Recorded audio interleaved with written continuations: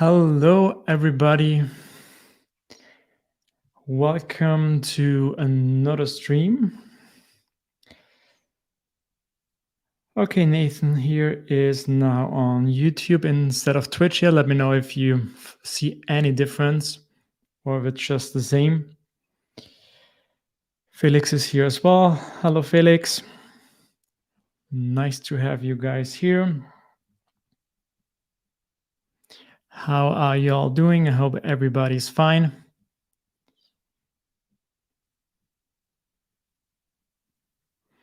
I noticed that when you do a YouTube live stream that you have some options regarding the latency and the delay that when you will see and hear me. And I don't think that you can adjust this in StreamYard as well, but this would really be cool because currently we have some kind of delay, I think around 10, 15 seconds. And I think you can get it down to just a few seconds. And this would be really nice because yeah, that way it would be much better for me and you so that we can better interact and you will see and hear me faster. So I think this will be something that I need to check up.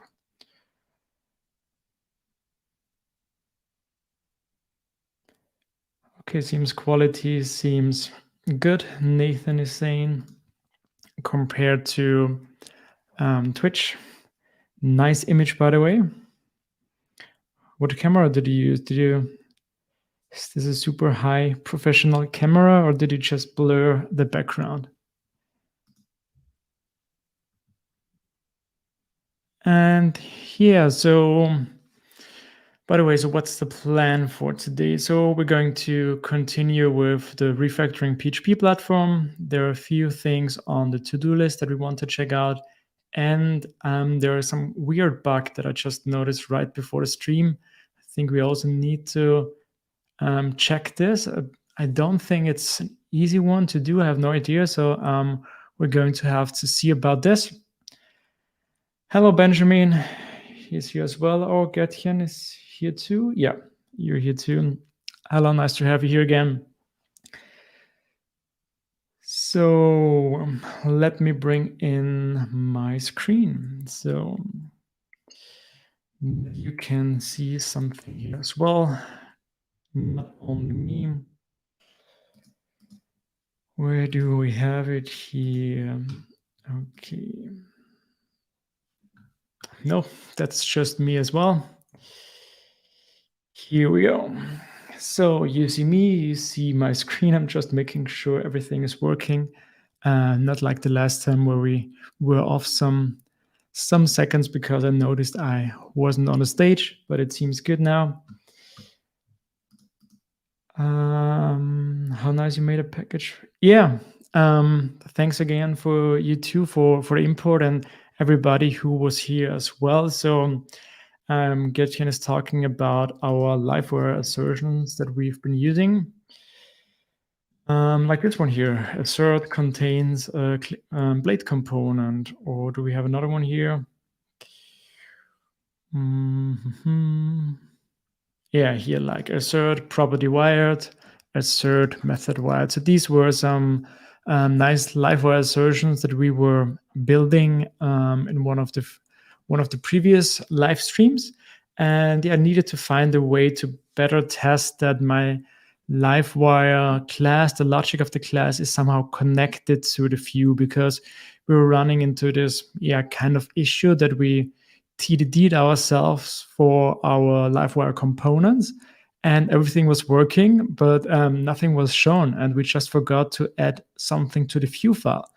And then we thought, I thought we need to find a way to better test this. So that's when we came up with those assertion methods for LiveWire. So these are new ones. And yeah, this week I finally made it into a package. So we should see here, we should see it here now in my composer file.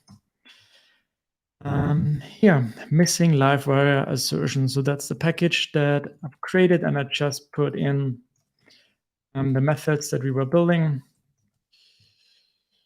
Here we have them.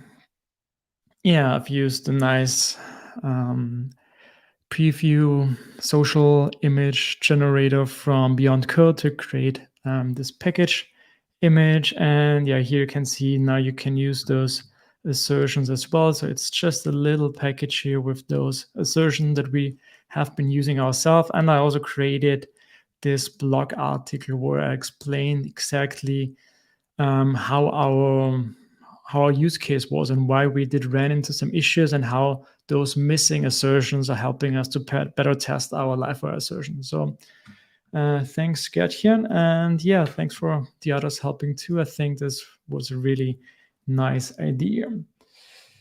Dan is here as well. Hello, Dan. Oh, Adrian is here as well. No stream without Adrian. I already missed you. Nice you're here as well. And yeah, I have this interesting bug or issue. I really be interested in your opinion on that as well. So I will show this to you just in a minute. What is Nathan saying? Working on some LiveWire stuff now. Looking forward to trying out the package. Yeah, let me know what you think about it. If you have any feedback, there are also some little edge cases that I need to take care of because currently I just implemented it, how it works for this project. But of course, there are some edge cases that we need to tackle as well. Okay, so let's get back to our to-do list here. So we've been we already checked off quite a few things here. So the last thing that we're doing, user can only vote for one solution. So this means if you are on a specific snippet page, then here we have a few solutions, and then the user can only vote for one of them. Because we don't want the user to vote for all of them, because there should be just one most starred solution. So that's what we did the last time. And yeah, let's check out what else do we have to do. After the vote buttons are still visible. So after vote, you need to understand it or not, after voting. Let's put it like this. After voting buttons are still visible. Okay. Let me see. Do we have here a snippet where I haven't been voting so far?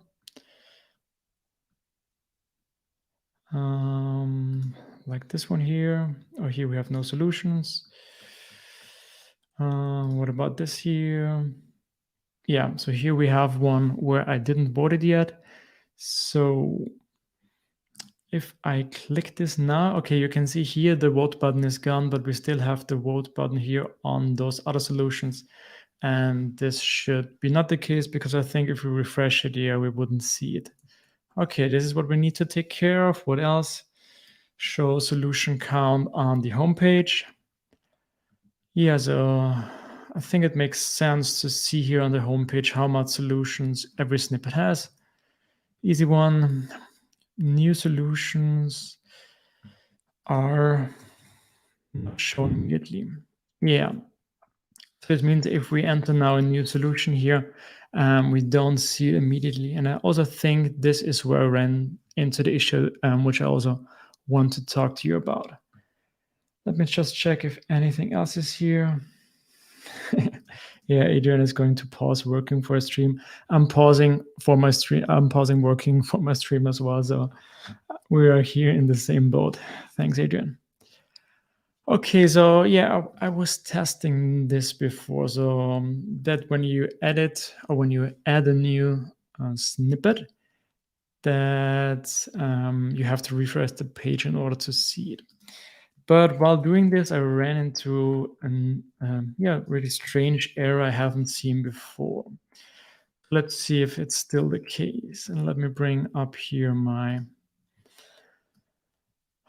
console, my developer tools here. Okay, let's submit this. Okay, name is required. Tests, here we go. So that's happening currently. If I try to add a snippet, I'm seeing here this 502 bad gateway error coming back from my server.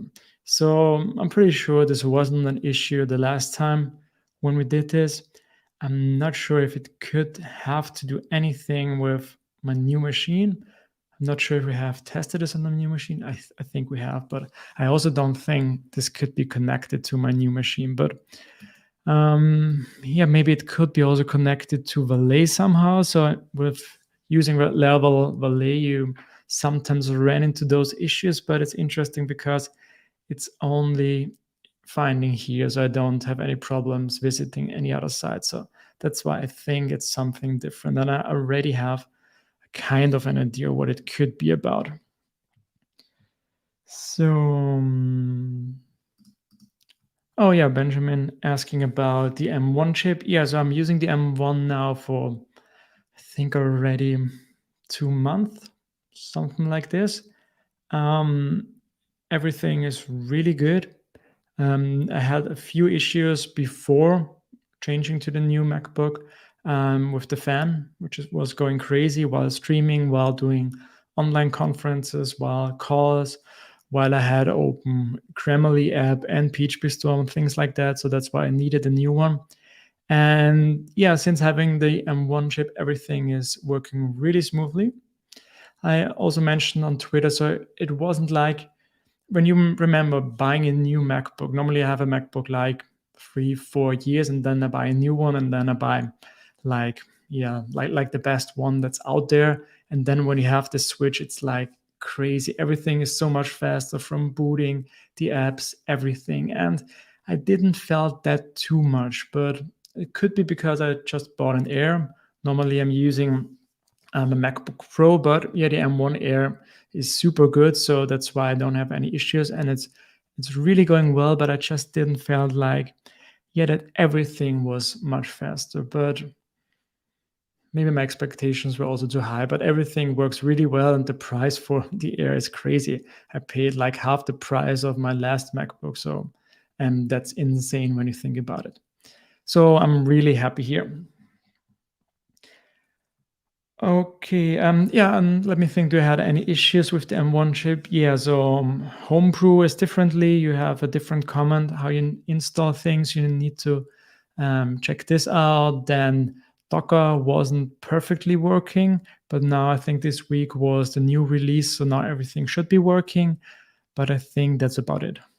So everything else was working really nice. And yeah, yesterday or 2 days before, it turned out there is an M1 version, or a silicon, how do you call it? Silicon version for PHP Storm as well. So I was running the wrong PHP Storm version on this computer, and I didn't thought about it because my dot files were installing PHP Storm automatically, so I didn't even realize it. But then James Brooke wrote about it on Twitter, and I checked it out. And let me see here if I show you this now. Here you can see I'm now using this AAR64 runtime version. That's the correct one for the M1 laptop. So there's also a different version. So if you're using M1 chip, make sure that you're also using the correct PHP Storm version. And it was really a big difference. It was much faster now. So this was really nice. Okay, what's Adrian saying? Already has a solution. Try PHP Artisan Serve and check if you have the same error. Okay, interesting. We can do this. You can check this. Nathan is close to pick an M1 machine, but I can't decide between Mac Mini or Air, or wait until, yeah. So for me, it was clear that I wanted the Air because I wasn't sure when the new MacBook Pros were going to come out, and I needed it very fast. And the Air is super cool. And I also took the Air because it was, I thought that it might be easier to resell. So maybe with the new MacBook Pros, or maybe a better iMac comes out, then I maybe get one of those, and then I can better resell the Air, because I think a lot of people will love this as well.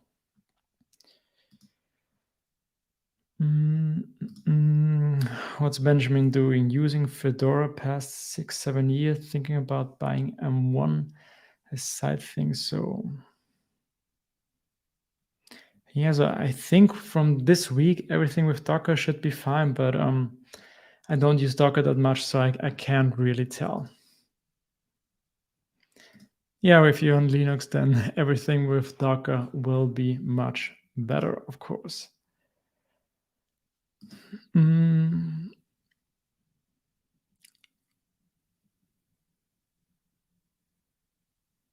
yeah, so one thing that's not too funny about the Air is you only have, let me check, you only have two USB-C ports. So for me, it's fine because I have my monitor here where I also have USB-C ports. But if you need more than two, then it could be an issue, of course. Okay, monitor. Yeah, I'm using the LG 5K monitor. I think I bought it, I think very soon when it came out. So back then it was provided by Apple. I'm not sure if it's still provided by Apple. And yeah, it's just amazing. I really love this monitor. I was also very eager to get one which also looks nice. And I think that not many monitors out there that looks nice.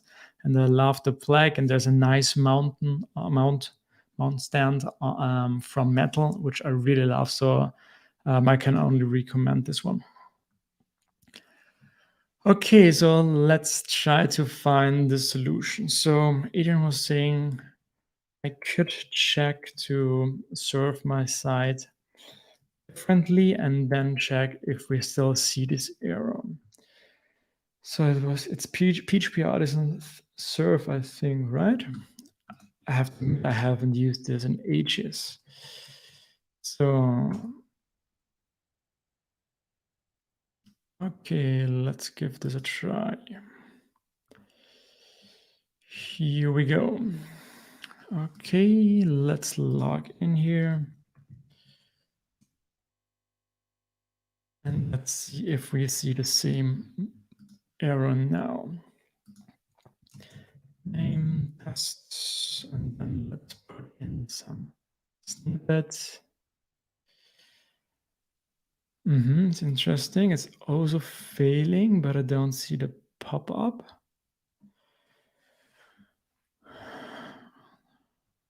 Why is it failing?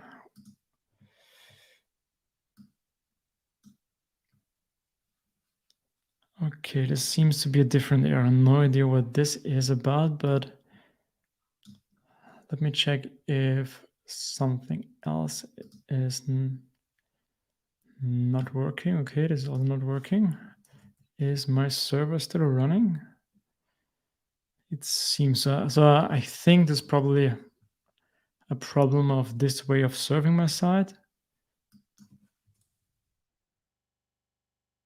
Okay, now I can't reach the whole site anymore. Okay, let's see. Okay, this should be working. I just want to try out a different LiveWire call to make sure if it's connected to LiveWire and if this is working as well or not. So yeah, I think I need to clear out some of my database entries for starring one of those snippets. So refactoring PHP. Maybe you'd like to see this as well. Let's bring this in here. Start solution. Clear this out. And let's try it again. Okay, so this is working. Let's get back again to the dashboard. So do the snippets get added here? Let's give it a try. Test maintain. And let's see again what's happening here.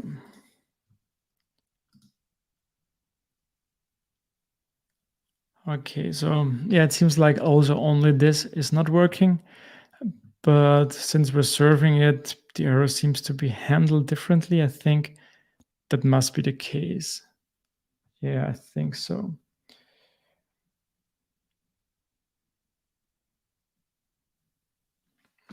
I have the wrong port. Let's see about this. Why do I have the wrong port?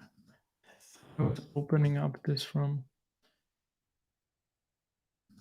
but I'm pretty sure we still will see our error. Do we have our snippet here? No. So test 99 was not added.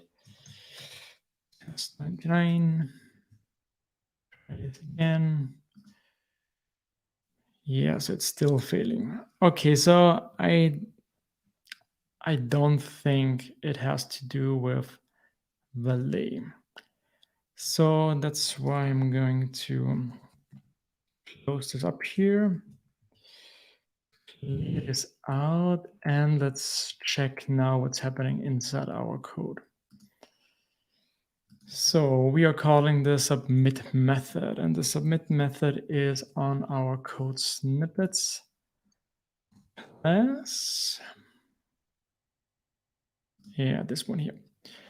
So we're first validating, then we're calling our formatter class, and then we're formatting. So I think it could be about, because when we're formatting, we are,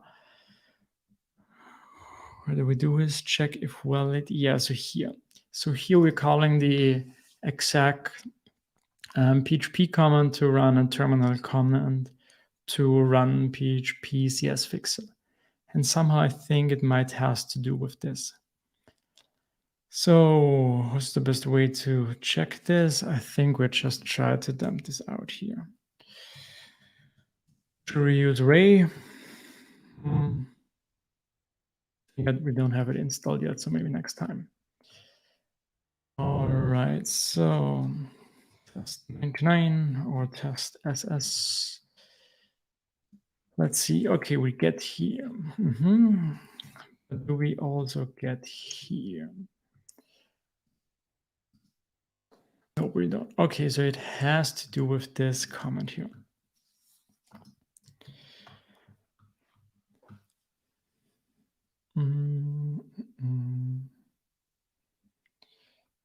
So if you look at the headers, okay, I can check this as well. Server's crashing, therefore it opens a new server on a new port.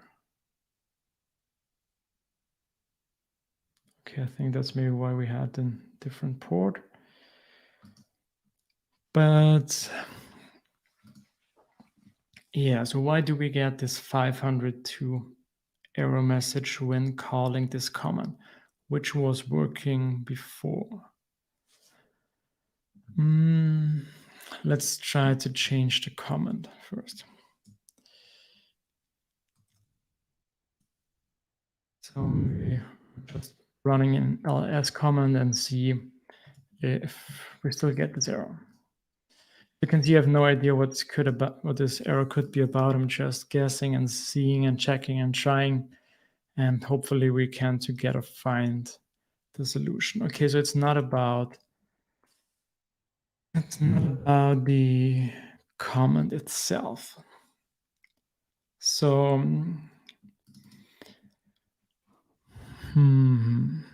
okay, that's a pretty difficult one to debug. So okay.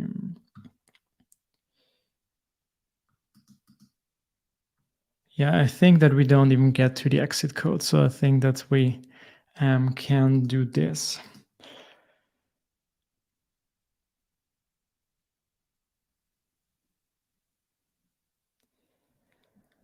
Okay, we can try this. So we were using execute instead of shell execute because we get this exit code, which we don't get with shell execute.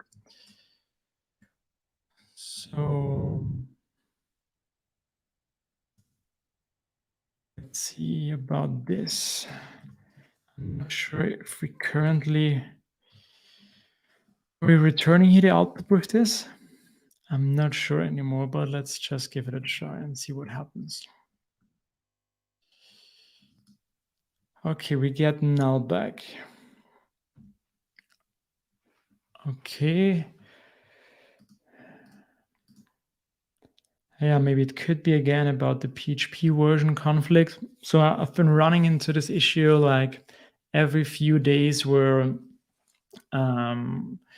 my application is complaining because he thinks I'm on PHP 7, but on the terminal I'm using PHP 8, and then I have to restart Valet or force switching to version 8 again, and then it works again. So maybe it could be about this. So yeah, let's give this a try as well. So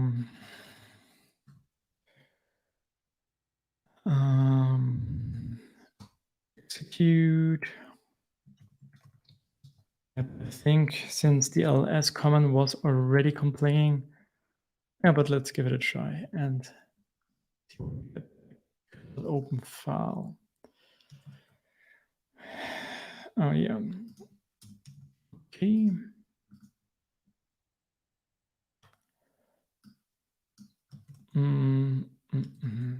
Okay, so I think that's just a part of the output of the version. Interesting, the rest is missing. Is there a different way to get the version? That's strange to me that we only get this one. Okay, but you're again faster. Let me see.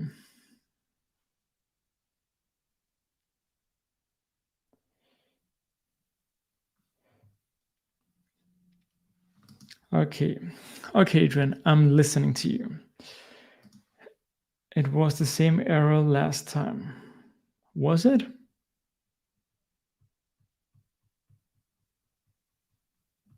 Was it the same error last time? Okay, maybe I can't remember anymore. So,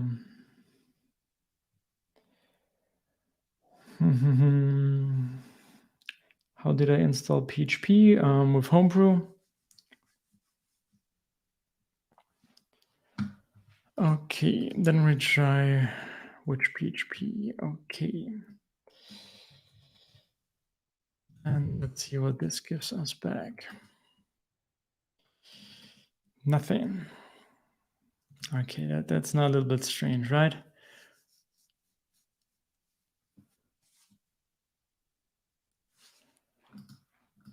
This is really strange. So we don't get a PHP version back. We don't see what PHP is being used.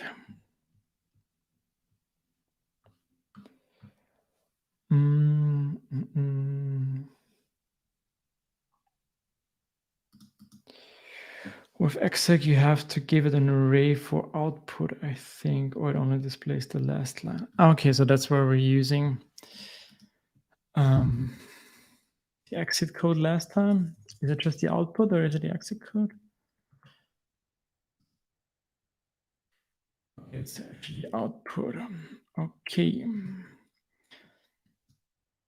So let's try again now to get the version. Thanks, Nathan. Okay, it's still the same. Oh, come on, you're kidding me. Okay, I'm not outputting. Okay, that's my fault now. So this means we are going to dump and die the output.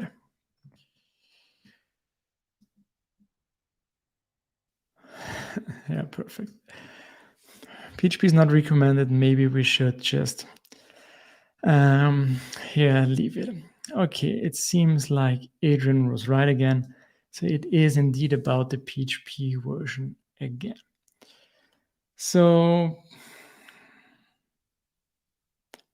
what did we do the last time to fix this? I actually have no idea what we did. What did we do the last time, guys? Do you remember?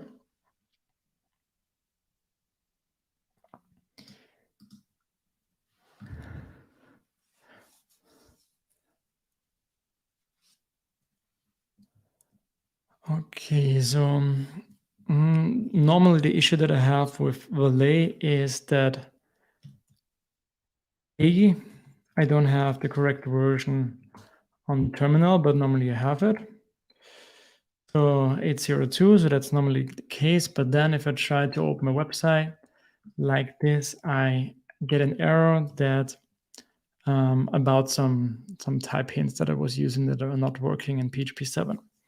So, but we don't get this. So this means for serving the site, the PHP version is correct, but not for executing the command. So, yeah, last time was a lazy fix. Yeah, here Adrian said last time was a lazy fix. Yeah, I'm also not sure how we did this, but it seems we didn't solve it for good. So maybe we can do this now. Now we prefix the comment with the PHP version. Okay, let's try this now. So we are again trying to use which PHP. We now get an output, but I think we should do now. Oh, no.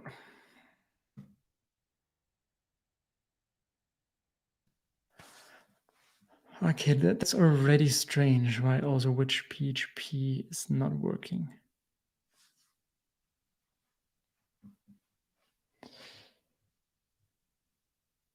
So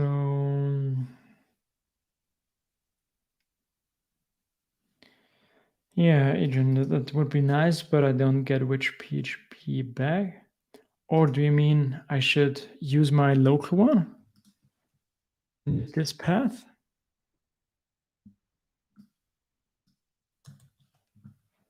Let's give this a try.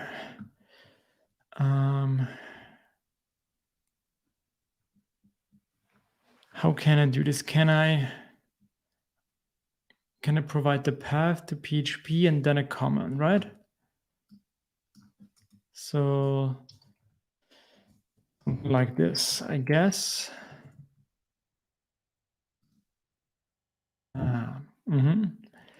This looks much better now.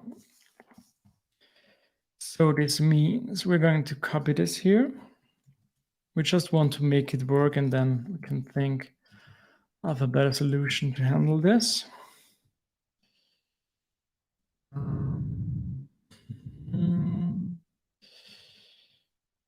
And here we are using exit code. Or was this the third command, result code?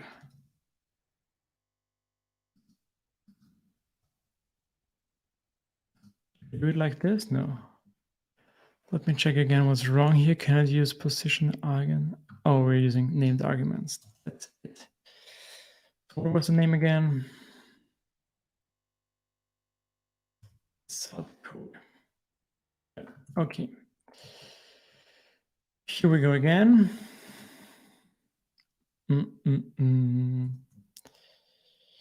What did I go wrong here? Okay, that's wrong for sure. Yeah. Okay, another try. Also not working.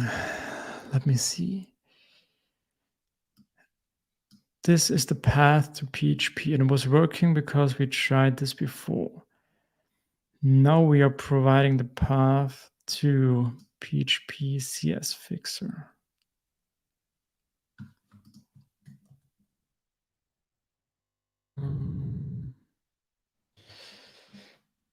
See if you already had some ideas. Yeah, so I think this is what Adrian was suggesting, yeah. What is Felix saying? For me, running CD.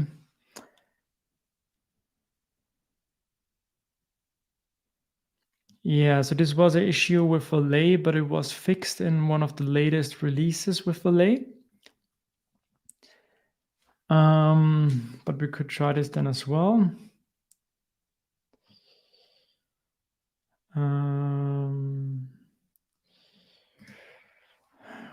You could add the output array back in, yeah. So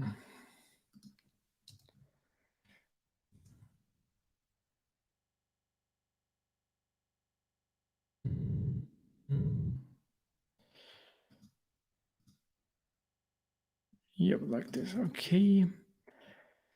But can I do this because it's failing before we get even the output, I think. I don't think this will work. Or it's just empty the output. So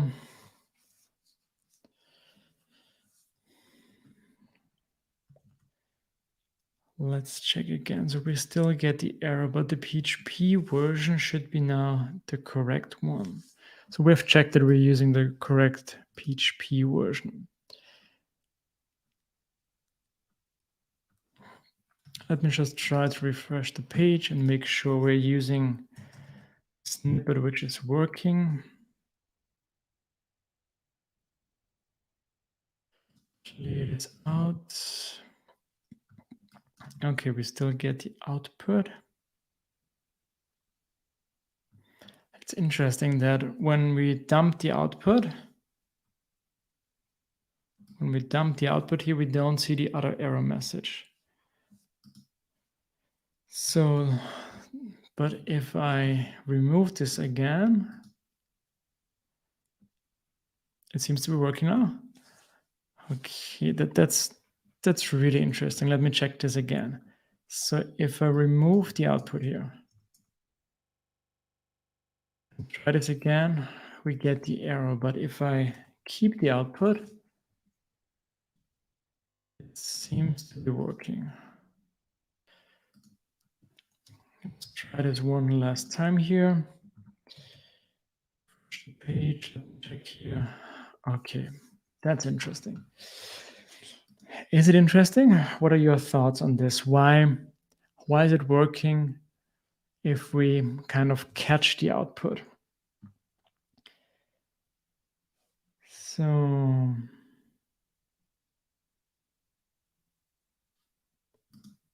yeah, it seems like it was already fixed. Isn't outputs suppressed?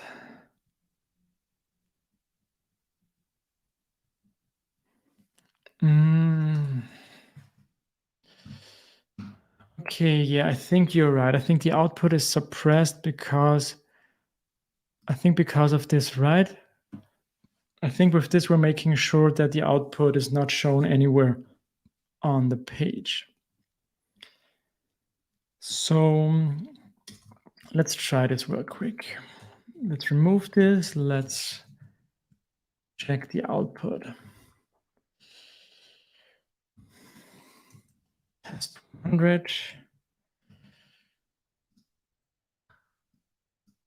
It's still empty.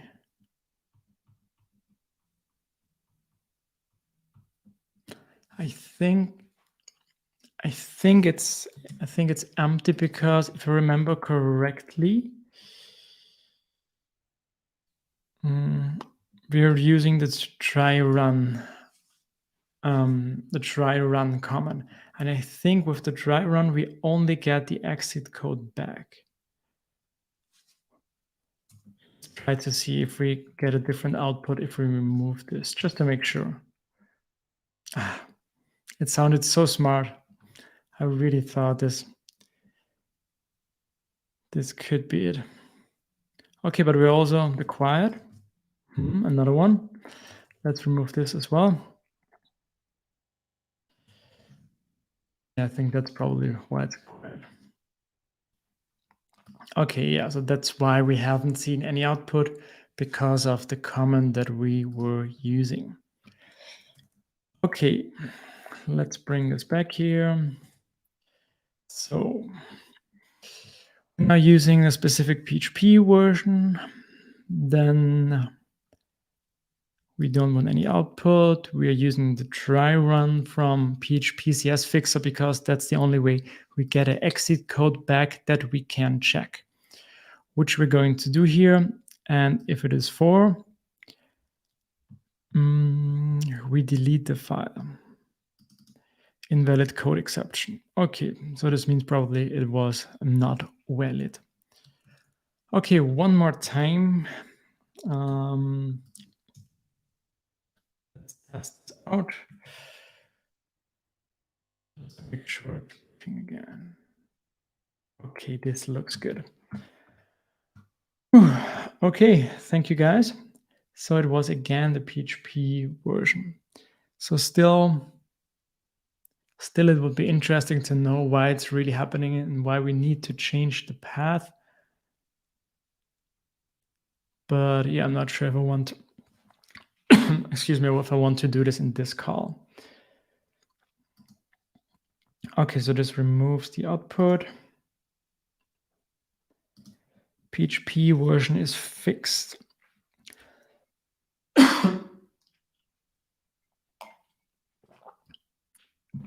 What do you mean with fixed? Yeah, I also think we're good, and the PHP path was the issue.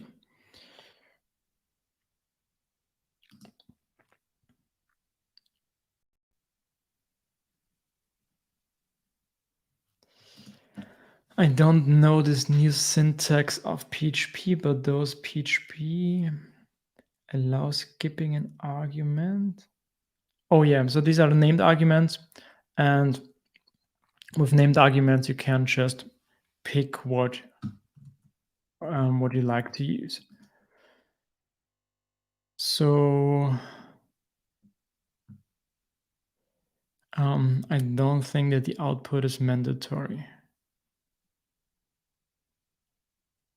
So we're passing by reference. Is it then still mandatory? I'm actually not sure, but it seems like that. Yeah, so if the output argument is present, then a specified array will be filled with every line. Yeah, so it's not mandatory.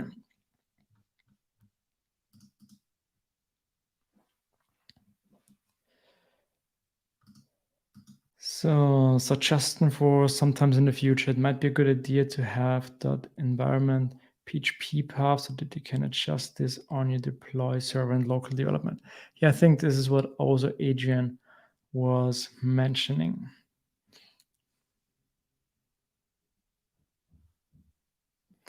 Okay, so Adrian said because the default version is the 7.3, which comes with every Mac installed. This is probably the one that was being used by the shell execute command. Okay, pretty strange issues. I'm pretty sure most of you have never run into those issues on your app, so definitely something that's interesting to learn.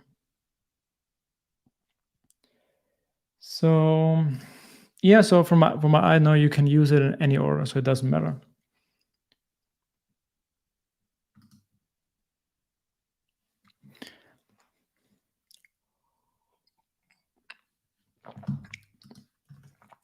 So yeah, let's talk about these named arguments real quick. So what do you think about them? By the way, I think I have to change this color here because I don't like that. It does not fit well with those other blues that I have in my theme. So let's save this for later.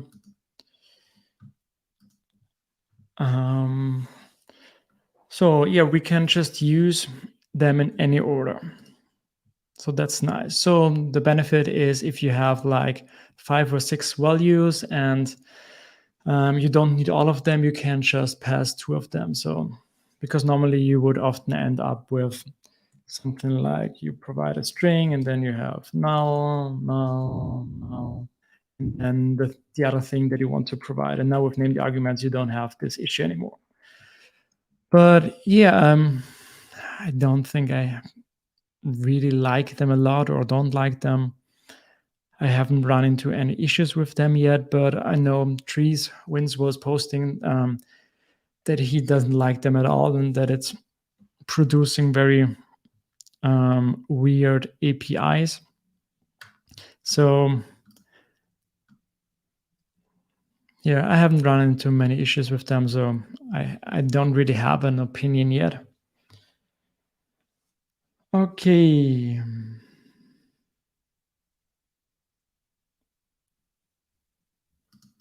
Yeah, I was thinking about that as well. So what happens if I delete the version that comes with PHP, but I'm using it myself? So yeah, it might be interesting, but I think it's also not what I will maybe try it later and tell you about it. Dan is leaving. Yeah, see you later. Was nice having you here. All the best for your work. So yeah, that's great. You don't have to remember the order. But yeah, if you use PHP Storm, you already also had this kind of edit names through PHP Storm as well, which was also working. So yeah, for me, it wasn't a big of a benefit yet, but let's see, maybe I'll change my opinion about that. Okay. The funny thing is also what I didn't show you, that all tests were passing. So this means also our tests weren't covering this issue. But let's check again if everything is still good before we move on. Yes, it is. All right, so let's go back here. You guys are mentioning, I always wonder why this comes in PHP Storm. Is it always when I'm above a string or a method? Okay, I have to be careful where I leave my mouse. So if I put this in the environment file so that I can change this depending on where PHP lives, depending on the server. So because if I deploy this now on Forge, for example, this will for sure fail because PHP is probably or for sure installed there differently. So this means to make it work there as well, we need to change it somehow. And that's why it probably makes sense to use environment variable to do so. So let's do this.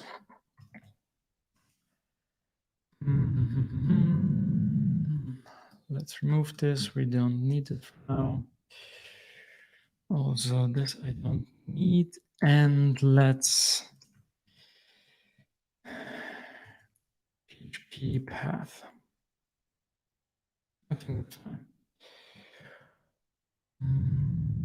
And here we go. And now let's use environment variables. And we have auto-completion thanks to label idea. So, but I think I still want to keep here the space. Yeah, because I only want to have the path. Then we have the space here and then the rest of the comments. All right, let's give it one more try.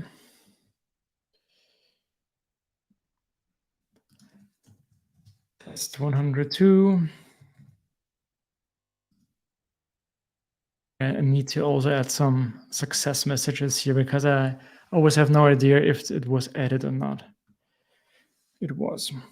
Let's also put a little to-do for this as well. Solutions. Let's put this here. Add success message after adding code snippet. Here we go. Let's commit this one. What new file do we have here? I think those weren't deleted. So where do you see the path?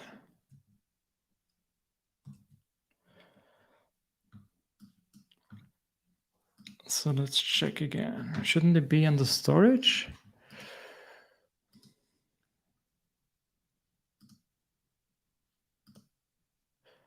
Okay, there's this temp folder. Thinking about if we created them. Let's try real quick. Maybe our tests are also deleting those temp directories.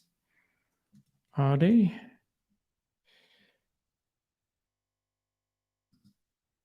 They're not. So yeah, I think it's just probably because of the failing comments.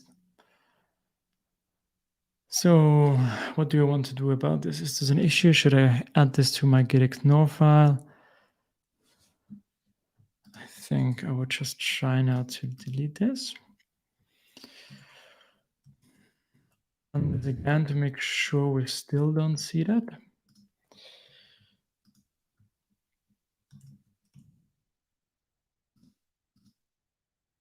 Okay, looks good. So back here.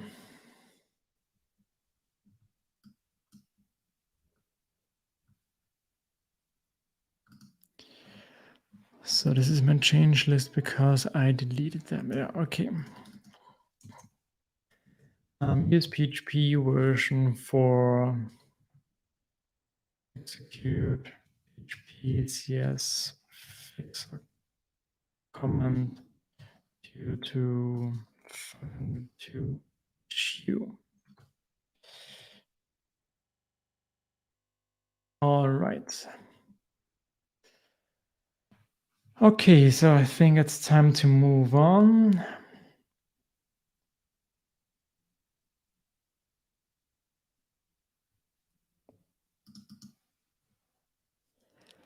Here, now we start again. But yeah, I think it was also nice starting with a little bug to get us all warmed up. So now we're ready for the rest of the stream.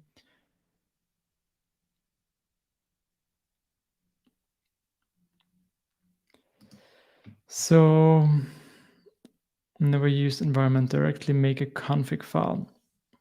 So what's the benefit of using the config file instead of the environment file?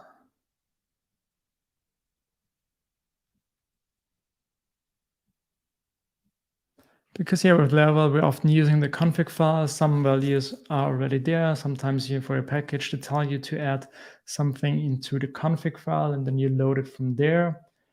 I wonder if there's any benefit to that, or is it just like a guideline?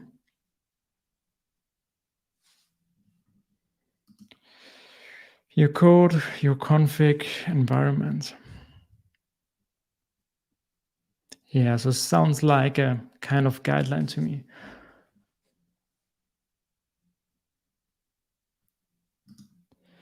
Whenever I run artisan optimize environment variables stop working, so.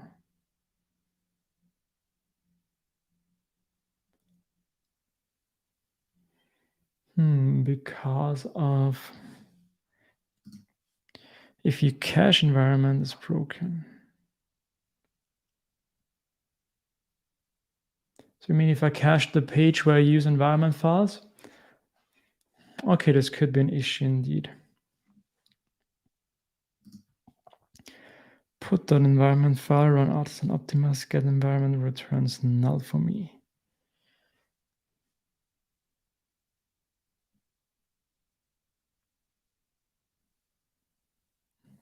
Okay, should we try this out?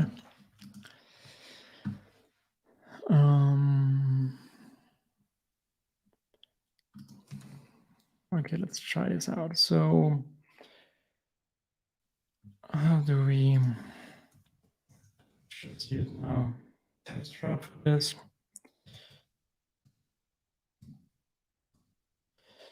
Now I'm curious. So I'm going to return our PHP path. Make sure it's working. Refactoring PHP test at our path. So now we're running artisan optimize here.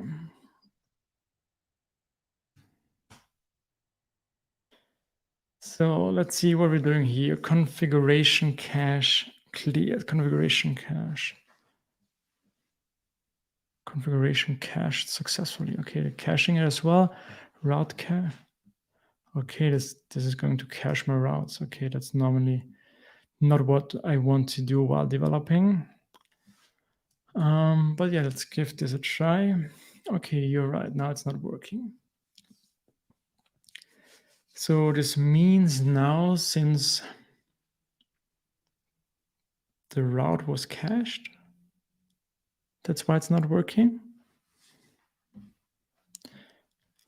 But you guys mean now if I do it now differently, let's try this as well. So let's go to our config file.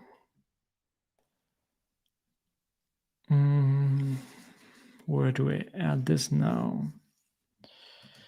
Let's make a new file. PHP.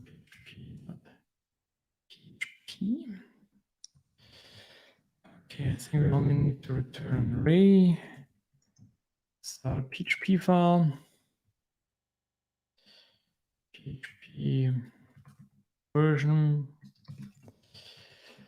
And now we load it from here.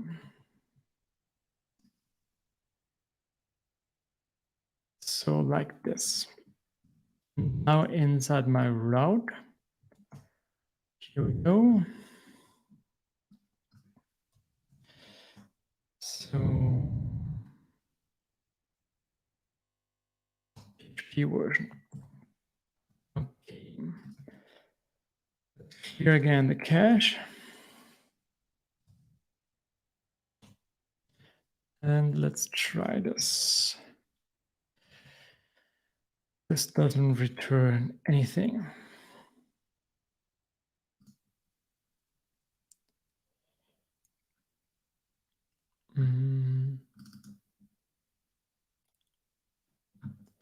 Why doesn't return anything?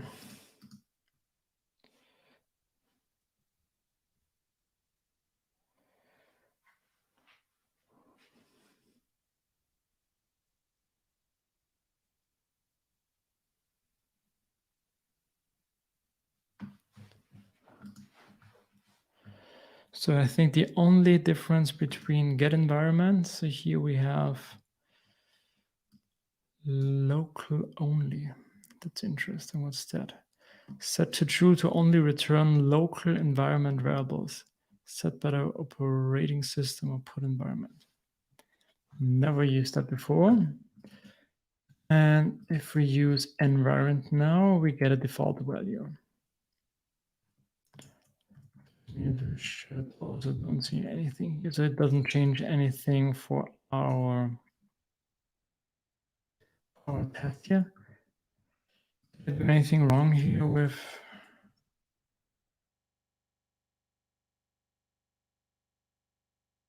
just any config stuff that we have?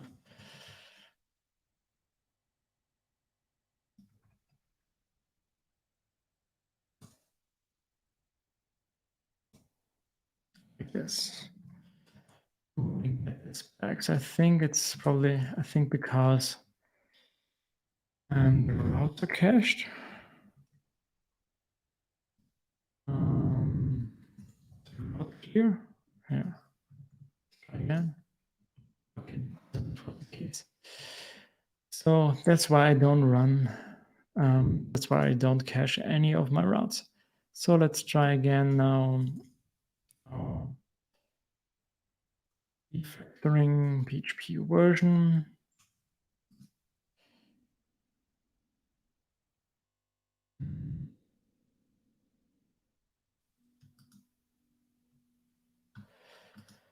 So why don't I think so? Environment is still not working. I think that's because our config was cached. So try to clear this now.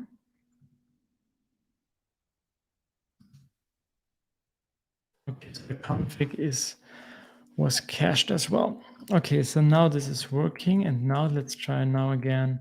Yeah, so if we run now the optimize command again, I'm sure everything will be cached, and I think it's still working, but I guess if I change it now, we wouldn't see those changes. Yeah, okay. Okay, so let's get rid of those all again. Config clear.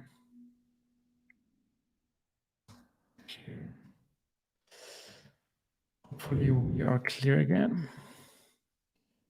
So get rid now of our test route here.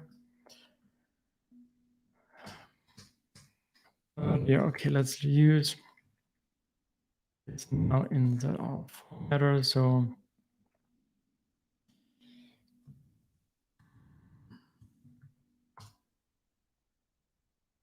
refactoring PHP.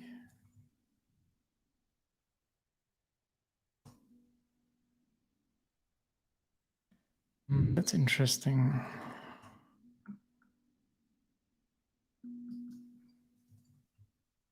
It should be PHP version, right?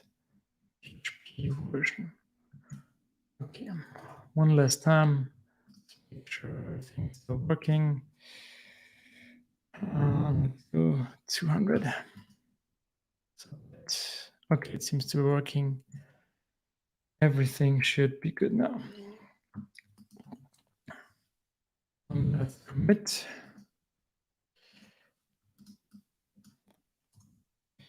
Use PHP version path from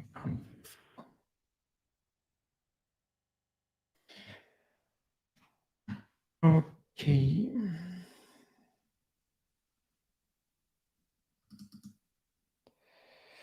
Okay, so we have optimize clear. Does it just clear anything that I was using?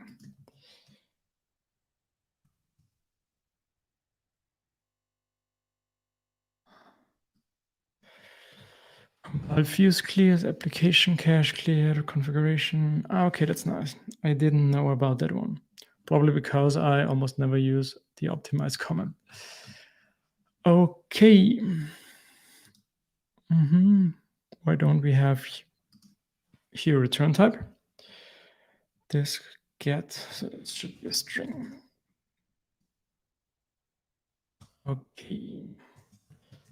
Style fix. And now finally, I hope we can move on to do some of the things from our list. Let's see.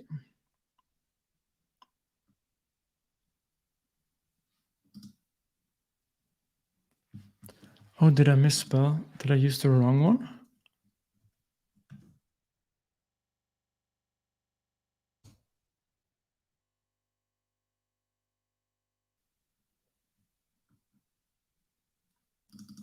I did indeed. Still it was working? Okay, that's interesting. I wanted to use, and now that's why we didn't have out. Okay, this makes sense. But now that we changed it again, 200 on first time. Okay, good. Last commit, and I hope we're now ready to go. I hope you're still here. 11 people do we have here? Okay, that's good.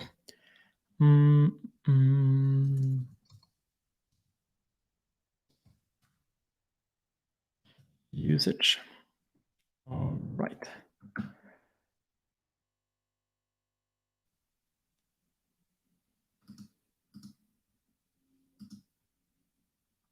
Yeah, I thought so too. Should we check this? No. Let's try to move on with the list, but yeah, it was shortly before checking this as well, but let's move on now. All right, so what does our list say here? After voting, the buttons are still visible. Okay. So let's clear out some of my votes here.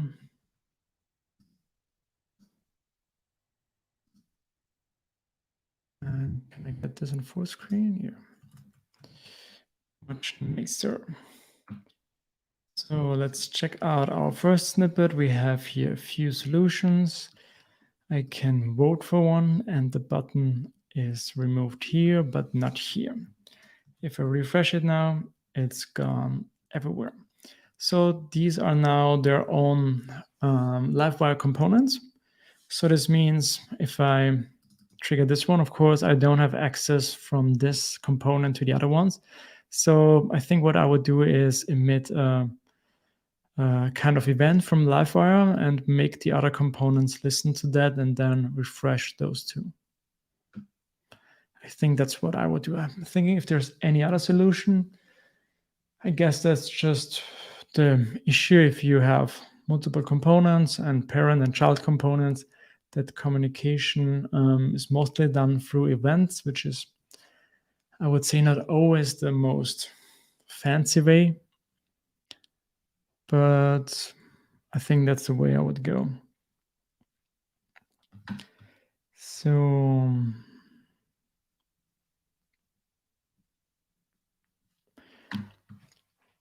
yeah, so do we have a parent component? Yes, so let's check real quick. So we have here,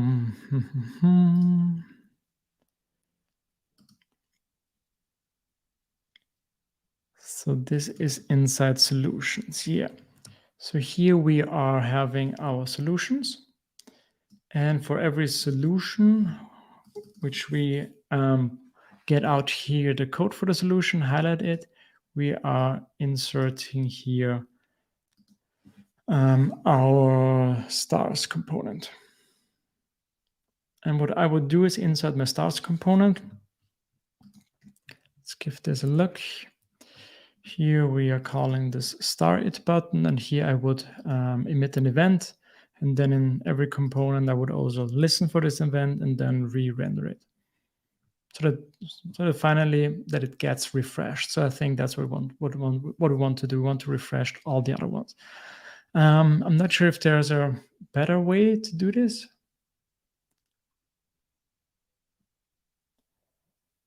So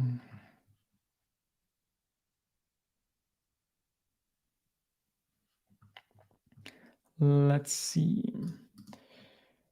Okay, Adrian would also emit up. Okay, emit up. So I guess emit up just emits it up to the parent one.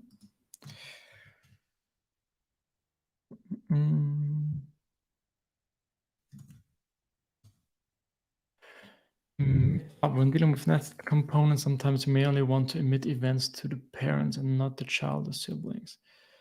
Okay, I guess that's what we want to do. So we emit it up. And then what's next?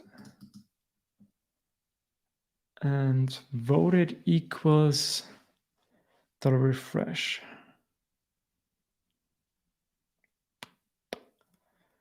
Voted, what's voted? Let's check what this means for us. So inside here, I would now emit up event, and then it gets to our solutions component.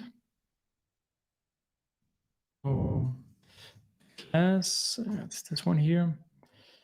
So we get here, and then here we would need to refresh the solutions. I think so. Okay, let's check out the documentation again. Searching for fresh, nope. I'm not sure what refreshed was.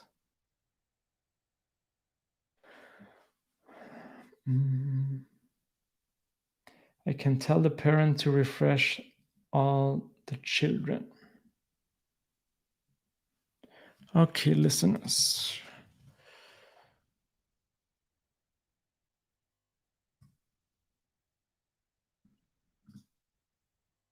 So, okay, that's how we set listeners. And then normally I would have like this method, and then I can do something in here. Is there anything else that I missed? Here we know we can pass something to our events. Scoping, here we are emitting up. That's what we want to do. Scoping to components. Okay, that's interesting. We could just send events to components.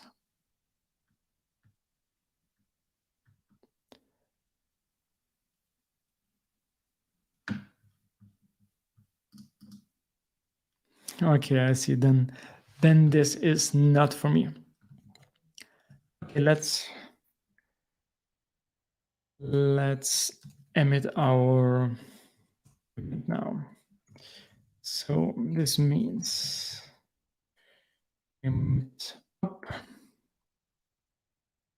solution start. Someone start the solution. Okay, so what does this mean now? Inside my solutions component. So let's start here. What I would have done is I just would emit it, and then inside the stars component, I would just listen for this as well. And if the listener gets here, then I would refresh all of them, or I just would render the stars again. But if you would try to emit it up to our solutions component, so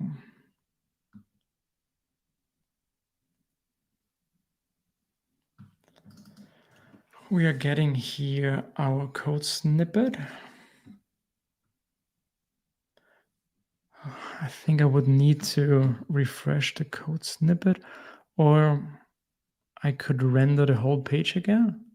Is this what I want to do? So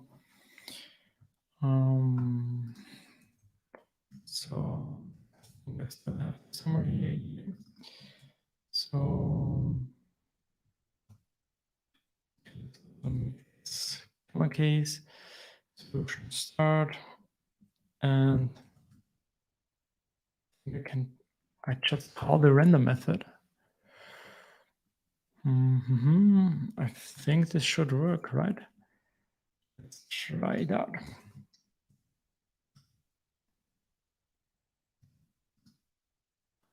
So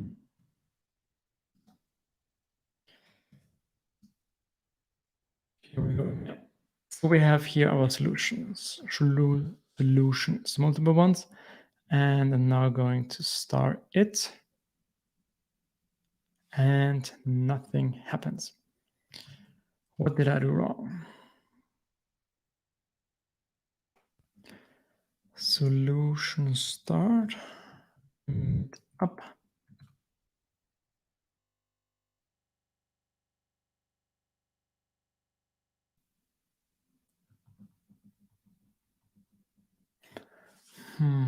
What makes a child component a child component? Do I have to define this in the class as well? Somewhere here, or is it just because the one component is inside the other component? I think I'm not sure if my concept about that is correct.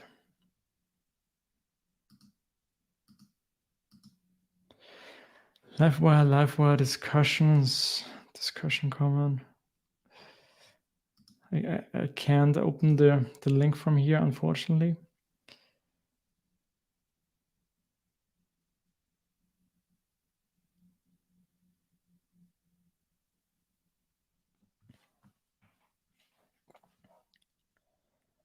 My listener is wrong.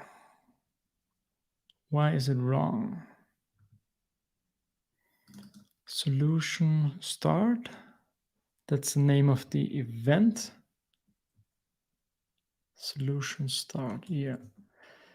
Then I would like to call the render method.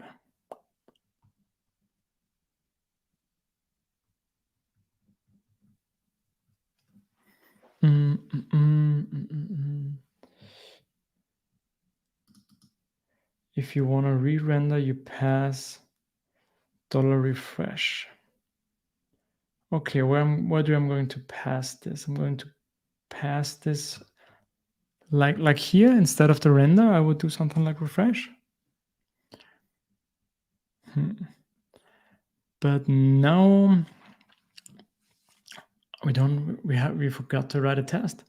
We are already at that stage that we forgot about writing our tests.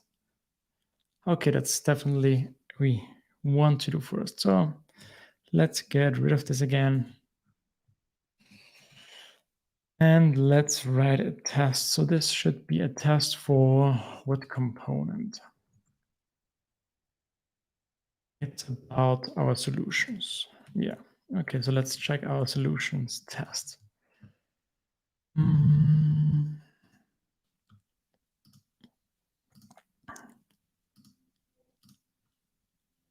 Solutions test. So what are we currently testing here? It stores code snippet solution database. It shows solutions, includes stars, code.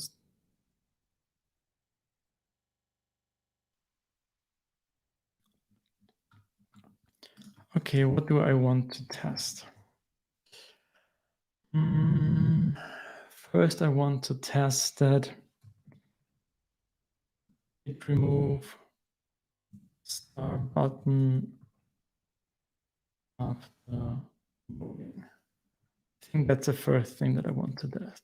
It removes star button after moving. Okay, component we want to test is our solutions component. And how do we want to test this? It includes stars component for solutions. Okay. Here we are creating a code snippet and the solution. I think that's also what we need. I'm just currently thinking about how I would want to test this. So somehow we need to vote for one solution. So this means I can call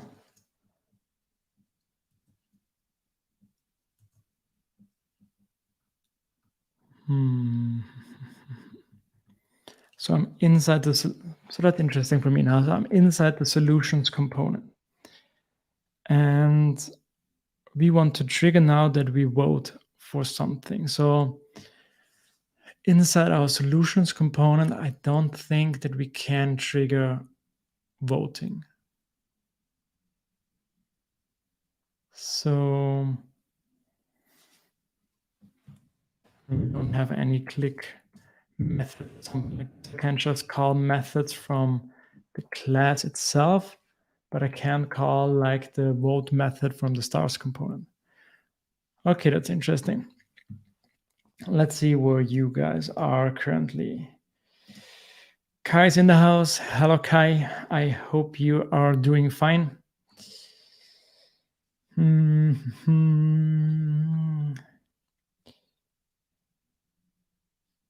Yeah. Glad I noticed it before that, so we could delete everything again. So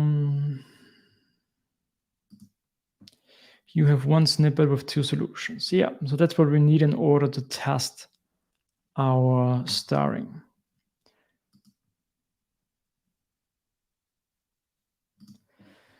Testing the parent assert calling stuff on child.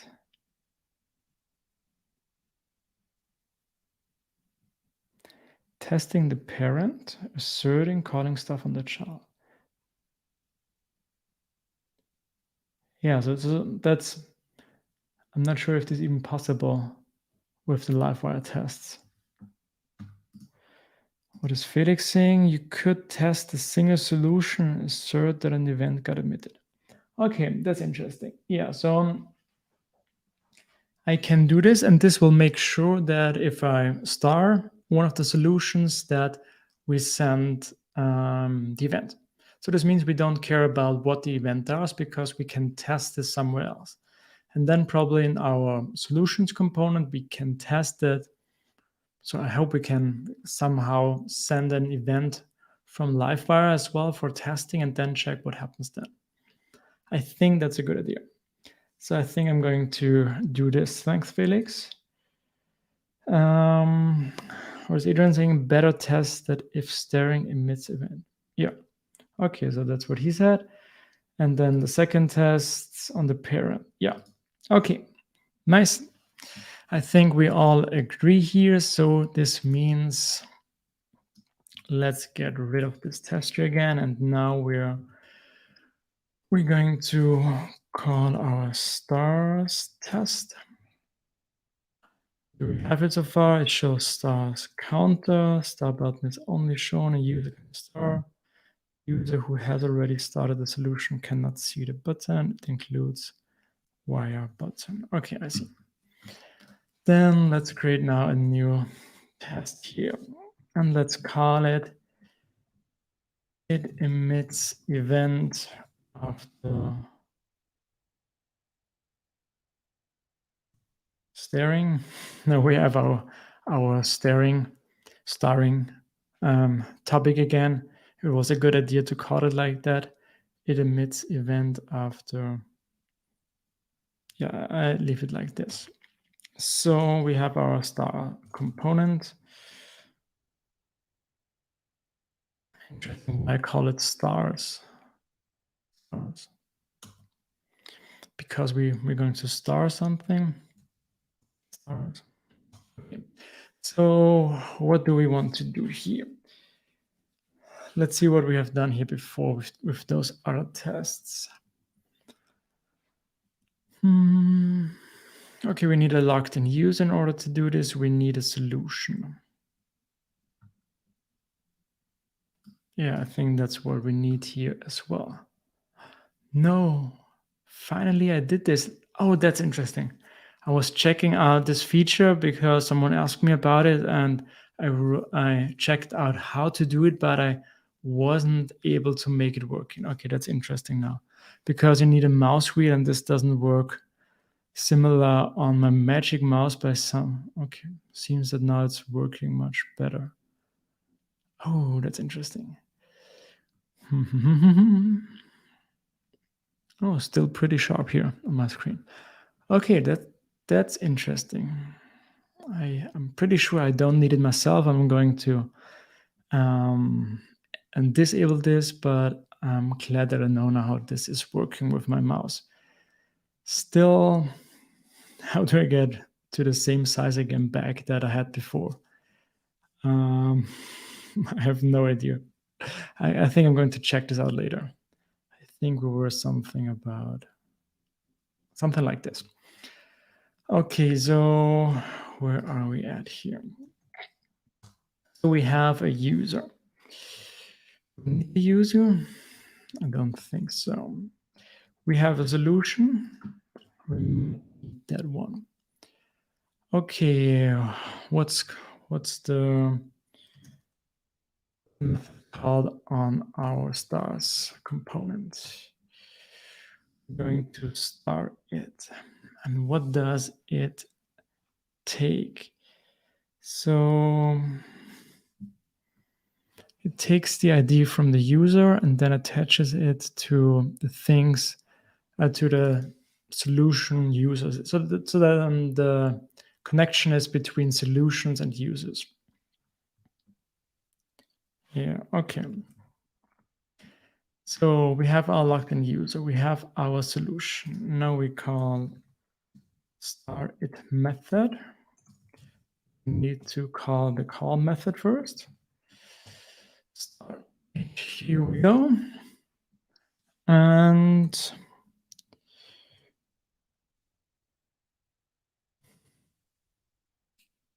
we have an assert emitted. That's also interesting. Let's make a screenshot of this as well. This looks wrong to me. I sometimes make those screenshots for me for later to check why some of the theme things are not working as expected. And how do we call this? Solution start, I think. All right, so it seems we don't need the solution. Let's give it a try. Let's see what happens. We still have this issue. I thought I fixed this at some point, but it's okay. Call to member function stars on null. So this means, I think we have forgotten to,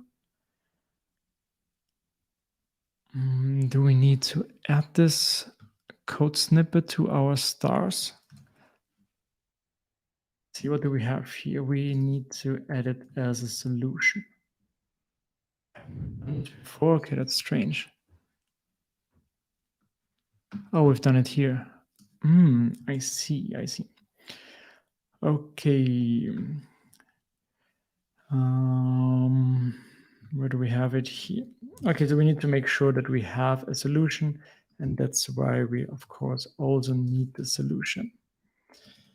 Again, failed asserting that an event was fired. So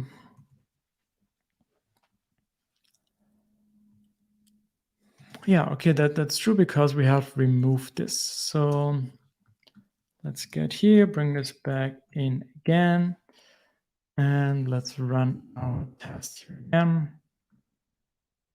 Okay, now this is working. That's fine. Check if you are all good again. Adrian saw it already. Yeah, 3 comments. Yeah, you maybe missed this, Adrian, at the beginning. Not sure if you heard it. I noticed that with YouTube, you can change the latency for a live stream. So this means we could change how long it takes, what you see, how long it takes from when I said it. So I'm not sure if it's working with StreamYard. I wrote them an email, so let's see about this. But I saw it with some YouTubers, and you could get back to just a few seconds, and this would be much better because yeah, we could all then better interact while streaming. So maybe I know more about this the next time. All right. Next, inside our solutions test.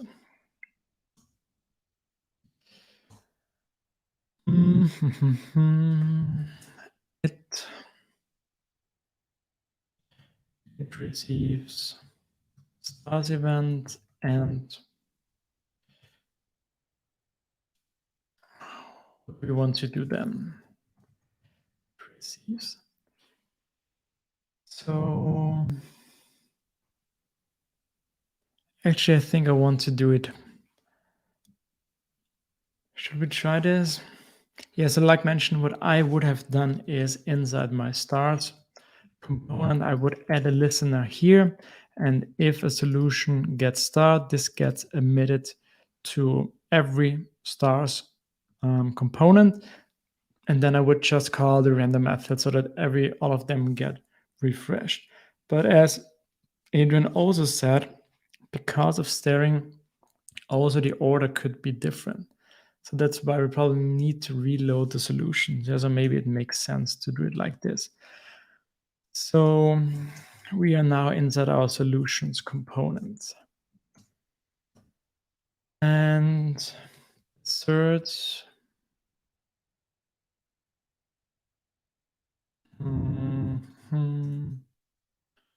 Is there a method for this? Assert. Emitted, not emitted.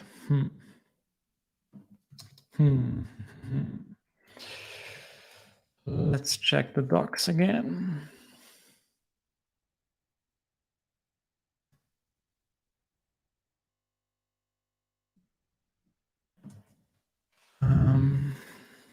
Assert that full event was emitted. Assert that the full event was emitted.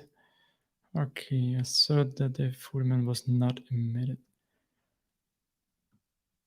How can I trigger now the event? And we could also say that we don't need to make sure that the event was fired because LiveWire is taking care of firing this event, and we could just check if we call a specific method that everything gets reordered. Do you have a better idea, guys?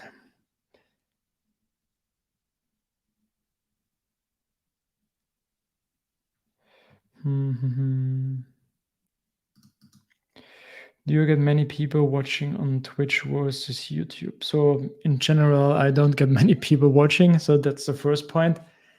And I always have like, I think a few users on Twitch, like 2, 3, 4, and then maybe like 7, 8, 10 on YouTube. So I think YouTube is currently still more popular by people, but maybe this could change as well because people already have subscribers on YouTube and I don't have many subscribers yet on Twitch. So this could change in the future. You could try, Adrian, but I have turned off my phone. So I won't do this. Try what you have in mind. Let me just check the other things before to decide how we'll go on. This test will be different.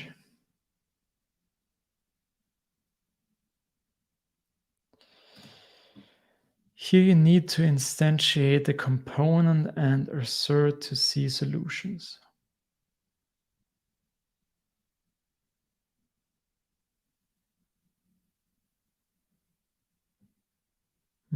So normally what I would want to test here, so I would like emit a test event, which is, it seems not possible. Maybe another assertion that I could add. Let's write it down.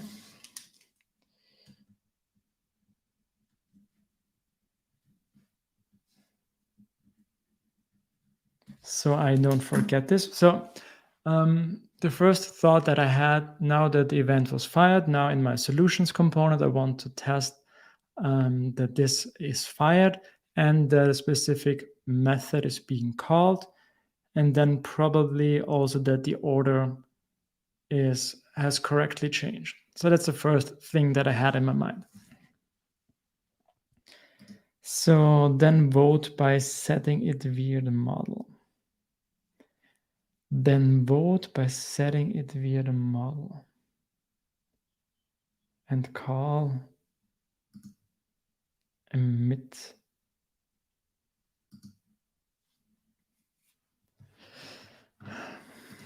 Do I have a method here? Oh, okay, so I can emit it here. Okay, that's nice.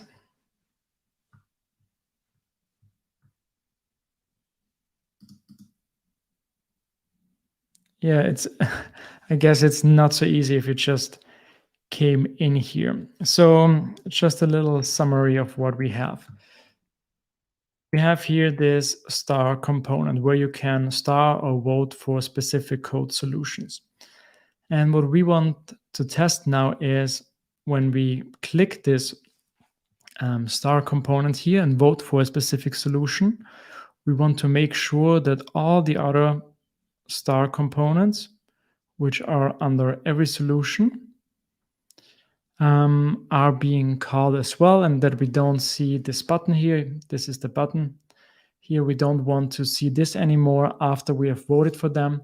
And now we want to make sure of this. And since we're having now the star component, which is kind of a child, and then we have our solution component, which is kind of the parent, we have to do this with events.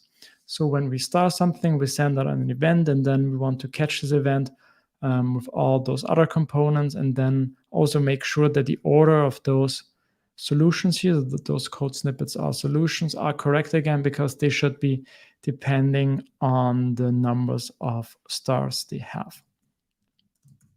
That's a short summary of what we want to do.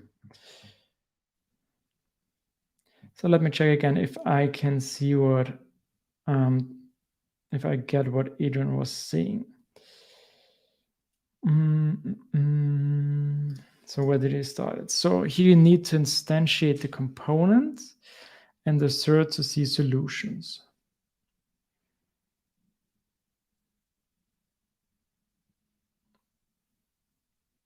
Okay, so that's kind of our default state. So we have some solutions here, okay? Then we vote by setting it via the model. Okay, that's, now I get this. Okay, we are manually adding this to the database for voting. And then we call the emit method, and then we make sure that a specific different method is now being called inside our component to refresh the solutions. I can test this with emit and then assert what should happen. Yeah, a user can only vote for one solution, so that's what we want to make sure. I am live. Nice to have you here as well. And okay, so to make sure that we have at least two solutions. So that's the way how we can then also test the order. So this means let's test this by seeing something. So call it solution 1. Do we have a name for our solutions?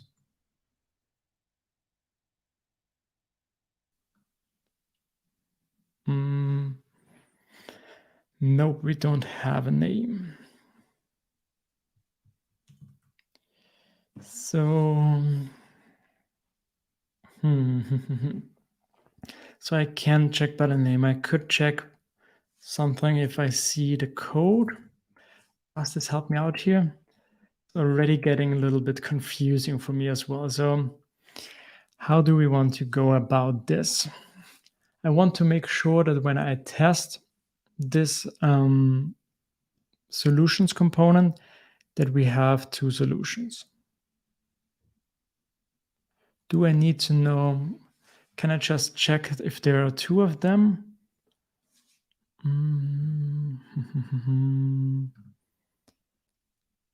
So what have we done here? We're passing in one solution. Let's go back to the solution again and let me check this out. So we have our solutions and we have here the code snippets. And then I think we're going to render the solutions by calling the solutions on the code snippet. Okay. So this means we could set a specific code snippet with two solutions. Pretty sure we have done this before here. Yeah, like this here. So here we're adding the code snippet with some solutions. So let's copy this here. So we have one snippet and two solutions. Okay, so I think that will be similar to what we need here.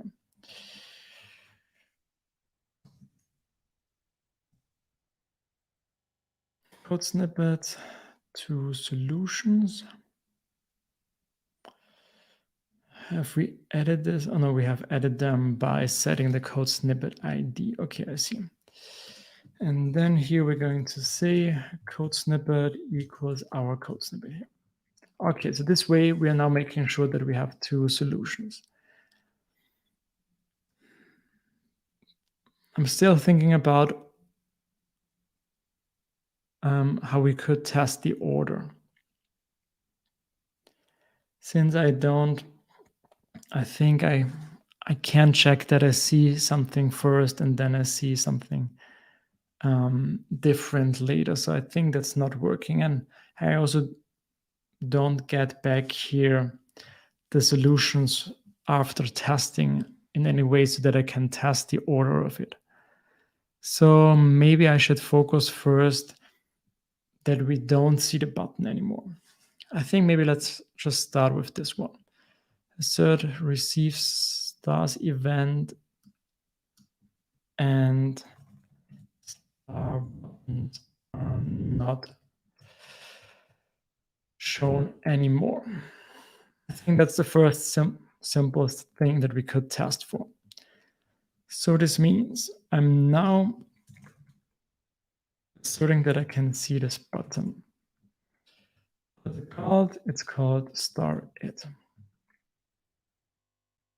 Maybe let's just start with this one and let's make this working and then go little baby steps and move on.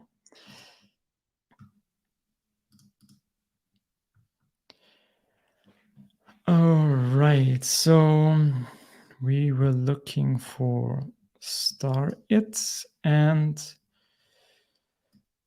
We have here 0 stars. Oh, I think that's the case because we are not logged in. Yeah. So let's do this real quick here. Is this the correct test? Yeah.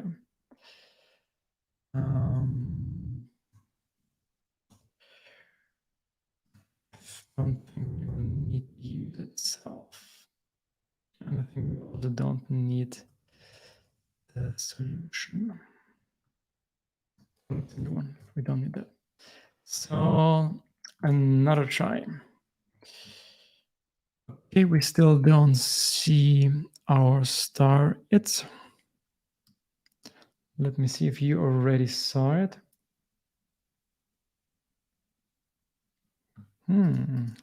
I like how you think, Adrian. Assert C before. I think this could be a nice addition from a package. I think it could be useful for those kind of checking where you want to check an order that you can do such an assertion. I like. Maybe we're going to add this. I like this.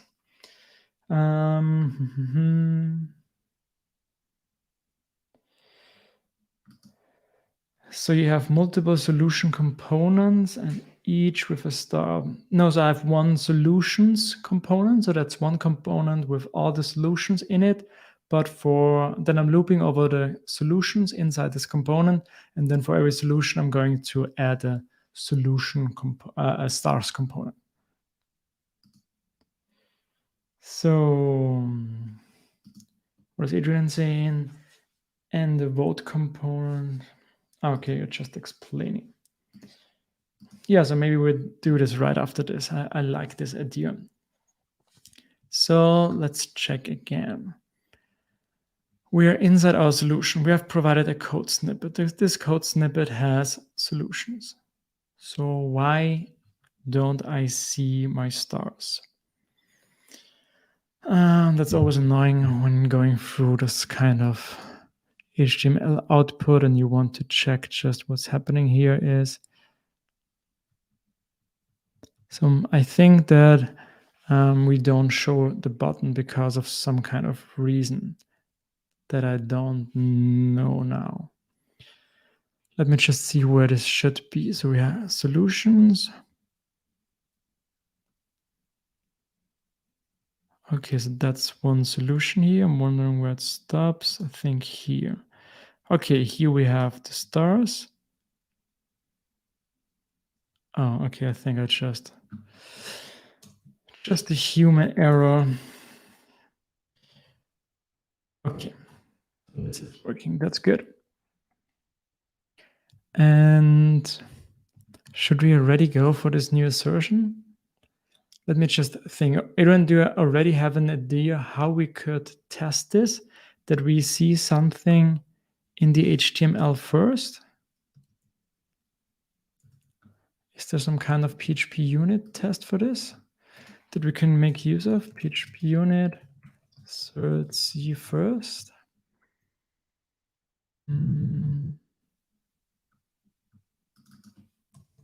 Assert C before.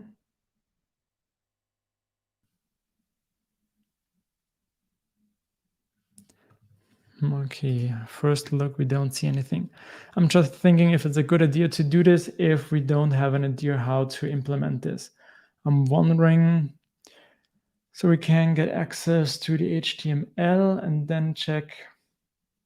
We can search for something, but how do we know if it was first or last? Maybe we can kind of count the characters that are before in the file, something like this.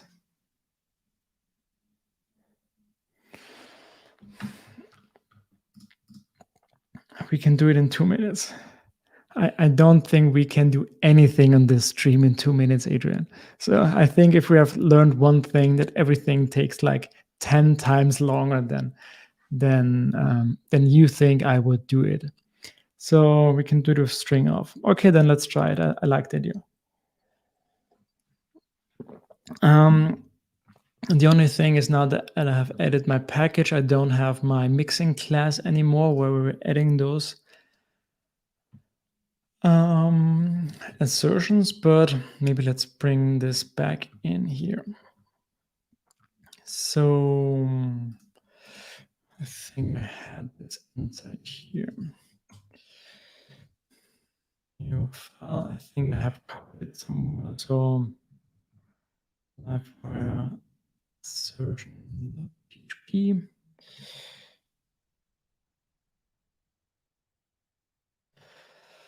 This is the call that we need inside our service provider. So provider, app service provider. I think this was in the boot method. Okay, that's how we called it last time. So let's go with this again. All right. We already have a namespace. No, I have nothing. So custom LiveWire. Okay, here I have this class. So let's get rid of those again. Just leave in one here. Call it assert C before. And okay, this seems to be working now. Okay.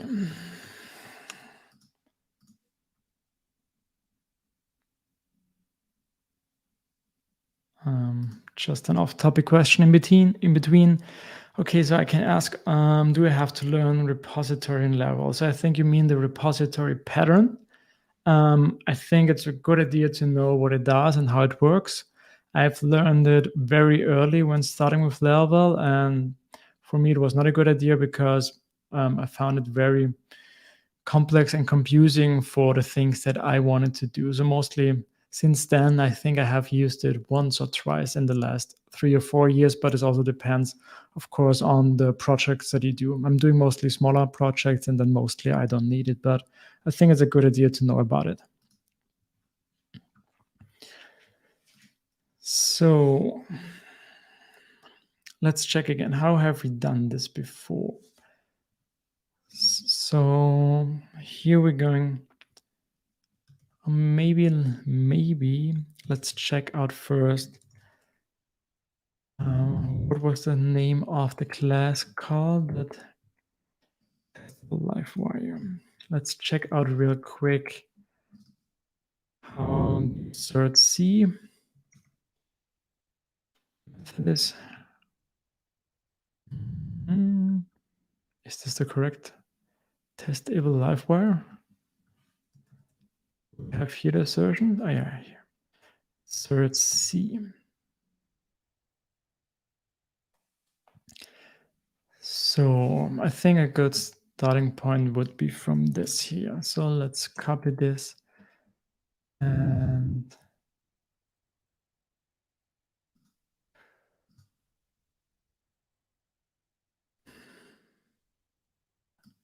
let's copy just this here.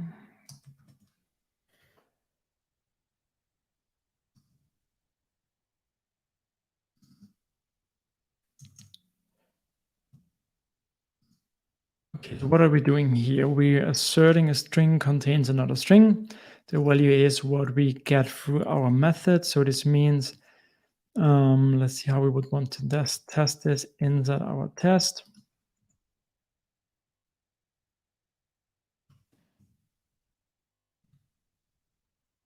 Actually, we probably would need 2 parameters. So like, see me first and me. I think something. So value before, value after. So, okay, so let's see how we can do this.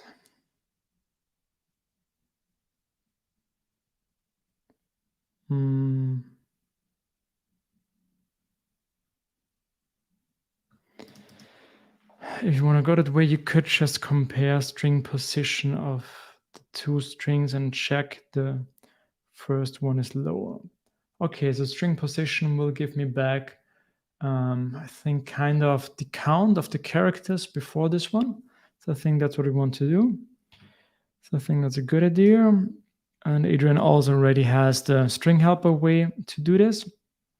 So between, before, and after is not empty. Okay, that's interesting. Let me read this again. So we have our HTML. Between, before, and after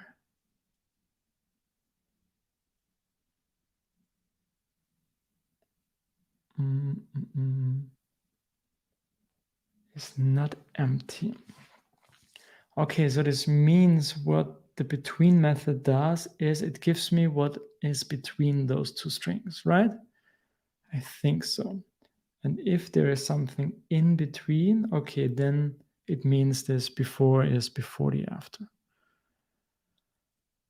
Okay, then let's see how we would want to do this. So I think unit, so we're making use here these state classes. I think it's easier than me typing. So assert true.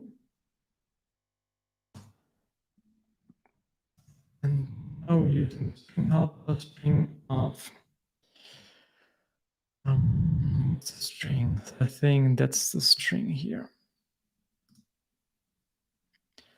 Strip out initial data. I'm not quite sure what this does, but I think I would start with this here.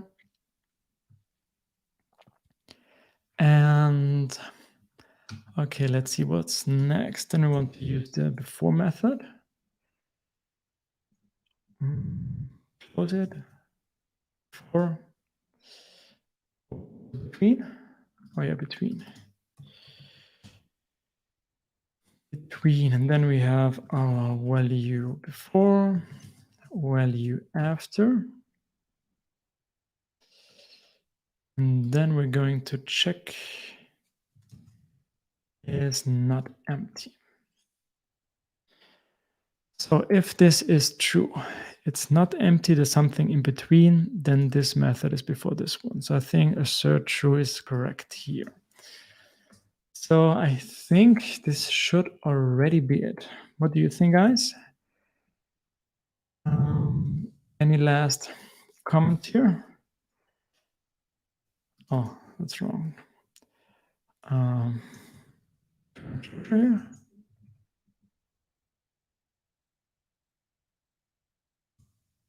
Is it closure the type hit?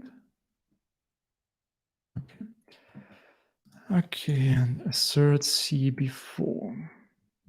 Okay, I think let's give this already a try. So this test should fail. Let me see anything in between. Yeah, as always, I'm thanking you later with a lot of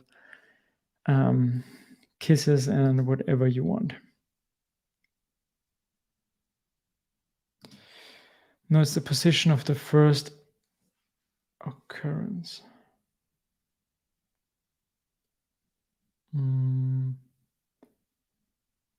It's the position of the first, yeah, but the position equals to the characters before, something like that, or is this different? And you would expect the first string to have a lower index than the second, yeah, because they're supposed to appear earlier in the haystack.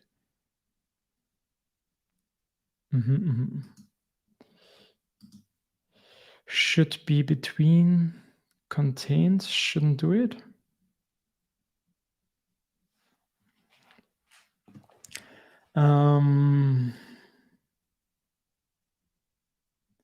So I think this could work as well. I think it's just the same contains just nothing, but I think I would prefer the empty way. But the Kai solution might be more robust. Okay, I think we can try this as well. So let's just give it a try and see if it works like this, and then we can adapt it. So yeah, here, let's run this. Okay.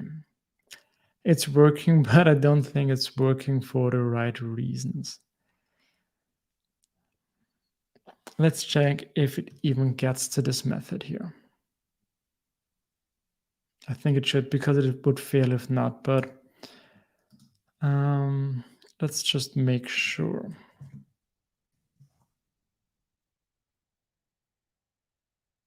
You get here. So could this be? I think this is passing because of the wrong reasons. So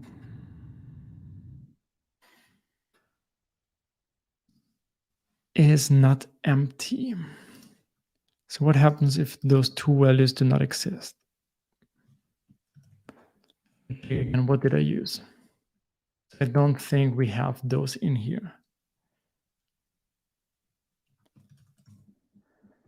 So let's check. So if this is not given and this is also not given, so what does the between method do?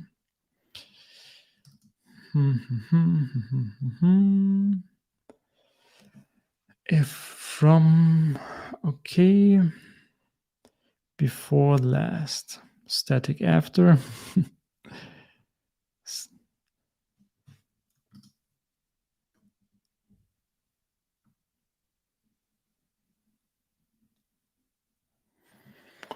Okay, this is going a little bit too deep here for my taste. Let's go back here.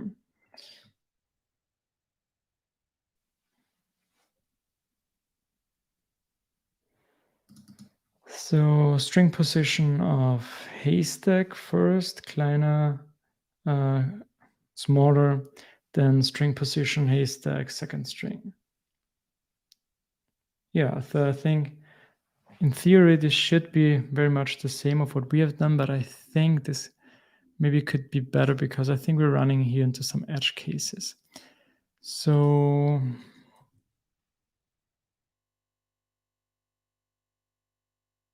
let's try it in here. And okay, and B strings for strange languages.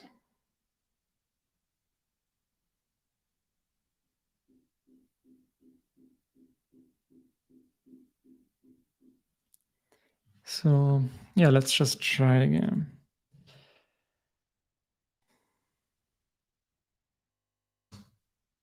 So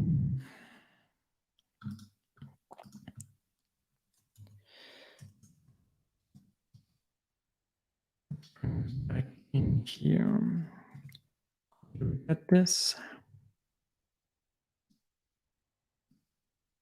like this. Okay. Here we go. So first is our HTML, and then we have our value before. And this should be smaller than MB string position of HTML and the value after, right?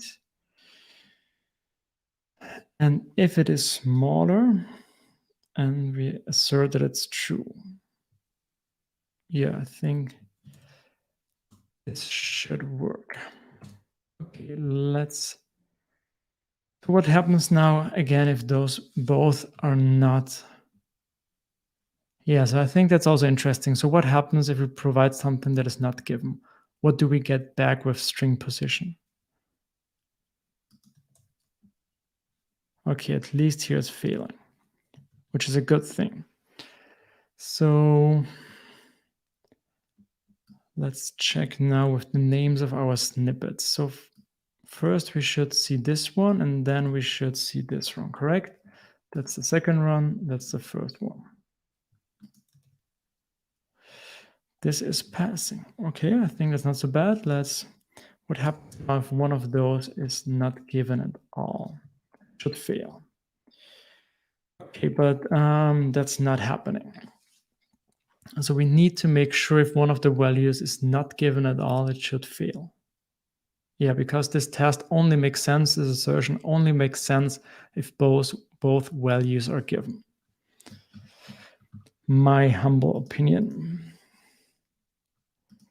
I feel like the semantics of this assertion are kind of ambiguous. Should it fail if the second string doesn't exist at all? Yeah, it should fail because then it makes no sense.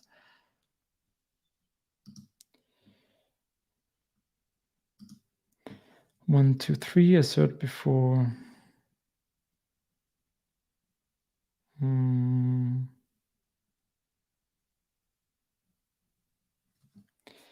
Not sure, so that's not sure what you mean by this. I think what I would do is I would check if the values are given. So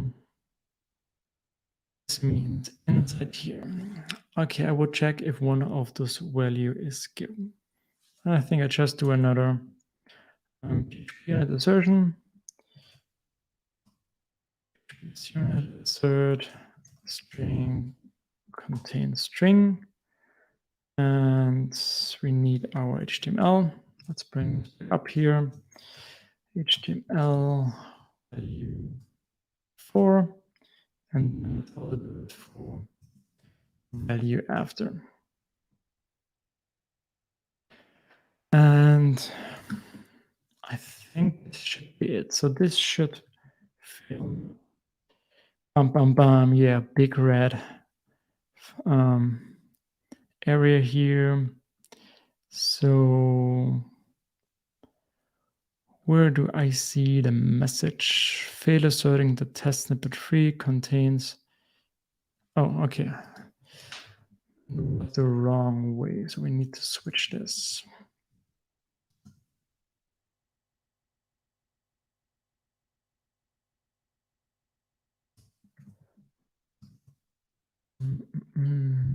All right.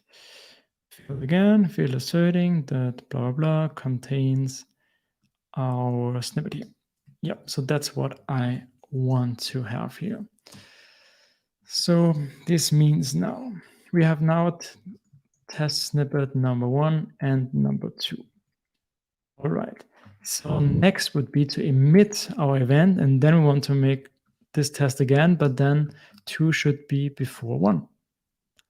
I think I like this. So often with those cases where we think about how we want to test things, what could be a good assertion, we're just experimenting and we don't know if this is if it actually brings value and how much value it brings. But from what I see so far, I like it, and I think it's cool to use it like that. But yeah, as mentioned, we're just trying stuff out here and then see how it goes.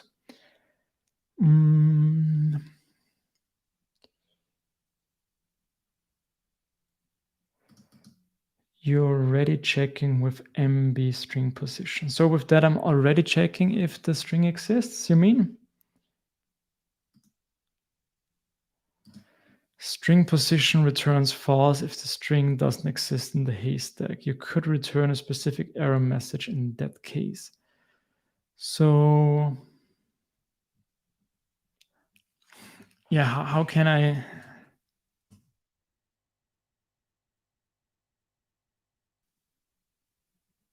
I'm just wondering if it makes more sense to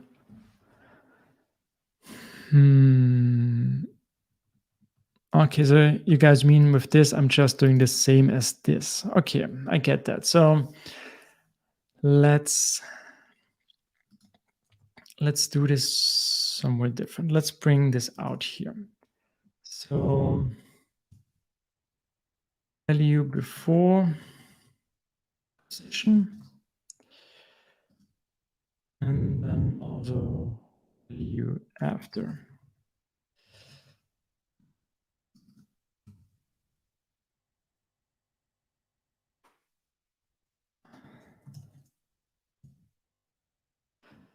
So, okay, of course, it would be nice to tell one of the strings is not given. Actually, we already had this before, so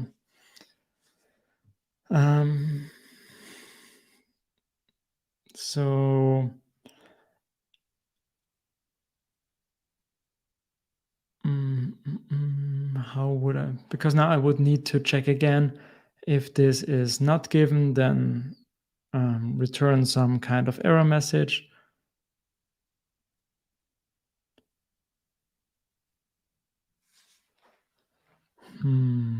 Okay, let me see.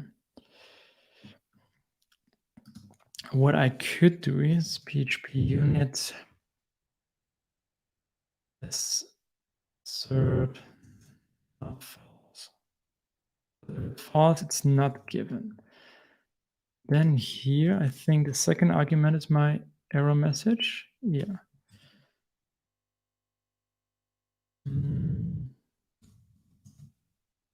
Value not given in haystack. I'm using fancy words like hi. So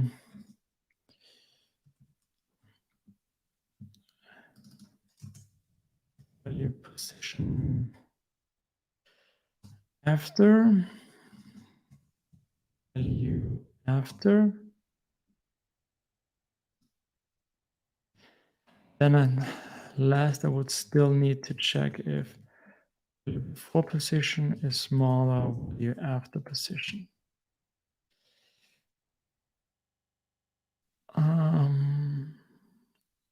Yeah. Value before. This means we could get rid of this. Better than before. You don't know. It's still working. It is.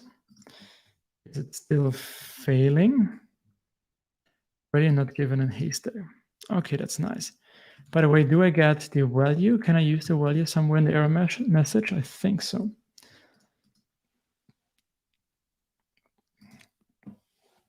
Because this assertion can fail for quite a lot of reasons. First, string doesn't exist. Second, string doesn't exist. Both exist, but in wrong order. Yeah, but if it fails, if they're in the wrong order, that's still fine for me because, yeah, that's what I'm testing.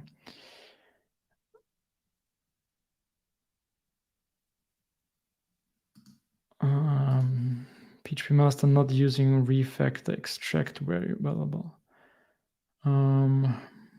Not sure where I should have used this, but I'm human too.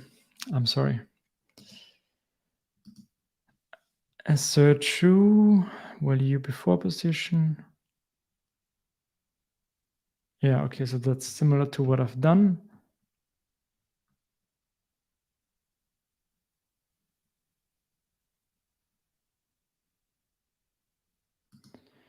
Okay, so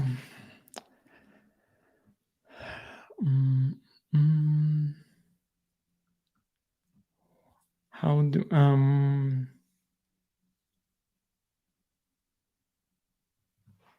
what do I need here? Oh yeah. So this means now value before and haystack. So like this here, and also value after, not given in haystack.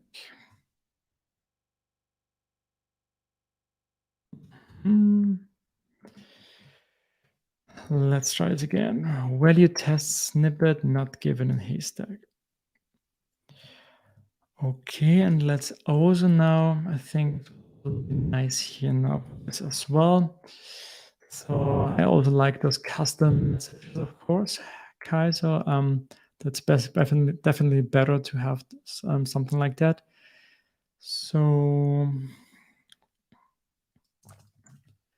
value before does not occur before value after. Something like this. What's here? Let's do this. Okay, now let's try this again. So we want to check now number 2 is before number 1. Fail. Test snippet 2 does not occur before test snippet 1. Yeah, I think that's nice, right?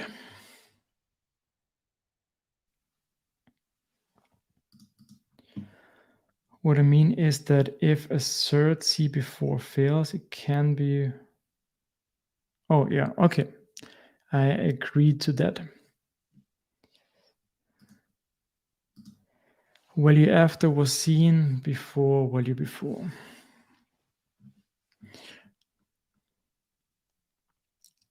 Yeah, would be nice as well, Adrian. Yeah, for the package, of course, we would need to write some tests for this. So that's why I don't write tests now for this assertion. But good idea, Adrian. I really like it. And let's see if we can finish our test here now. So this means now we want to emit. Yeah, we're losing now auto-completion because of our custom methods, but I hope the other idea will fix this too. Will fix this soon. Losing my voice. All right, so we're going to emit here now our event. Solution start. And then we want to make sure that that the order is now the other way. So the 2 comes now before 1. Okay, so this should fail. Okay, now I think that's the error because we're looking for the listener, which is not given. All right, so now back to our solutions. What's happening now here is, let me check again. Have we already agreed on how we do this now? Do we going to refresh the whole solutions template?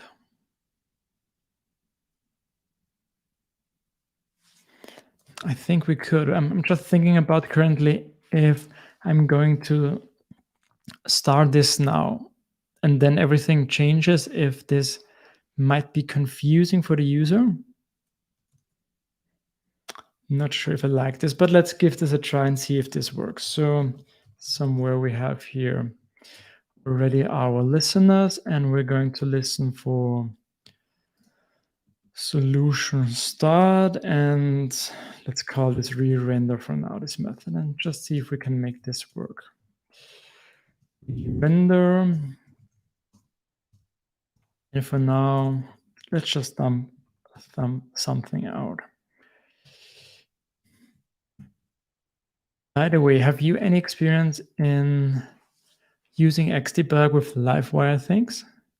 I wonder if this somehow is possible to add some breakpoints here as well, but I haven't looked into it, but I think it's not possible for how Xdebug work. If you have any experience, guys, let me know. But for now, let's see what's happening here. Okay, we get inside here. That's good. So then for now, let's just call the render method. Okay, so far quite simple. Still, the order has not changed yet. Okay, so what does this mean? I think Adrian already mentioned it. We now need to make sure that that we bring in this vote that someone has started for the solution. So that's what we need in order to see a change in the order. You guys are fast again. Mockery doesn't differentiate between mock not called at all and called but with wrong arguments. It's super. Mockery in general is super annoying to work with. I had to work with it, I think, yesterday again, and the error messages you get in your test, it's crazy. How can you debug something like this? You just get this these strange error messages, and you have to guess what could be wrong about the things that you want to call. That's why I ended up using a custom mock fake class similar to what Laravel does, because I think that's much better, and it's also in most cases quite easy to just create this class. But I have to work with Gussel, so I couldn't use the HTTP client from Laravel, and Gussel is also not fun in many cases. You can fix it by adding a doc block. I can indeed. Let me see.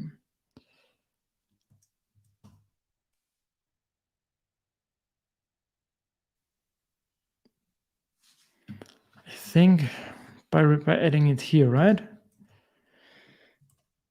How do we do it again? I think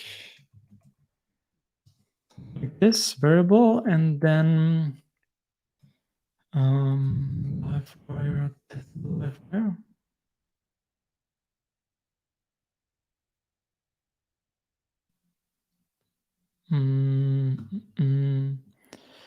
Method not found. Okay, it's about the method which is not found. But I think I still don't have, I'm not sure how I can do this. Maybe, Adrian, you can tell me.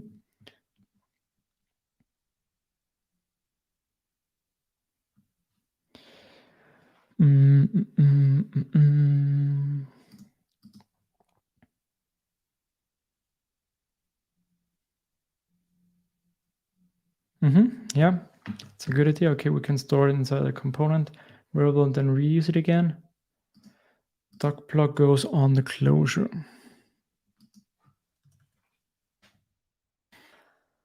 On the closure.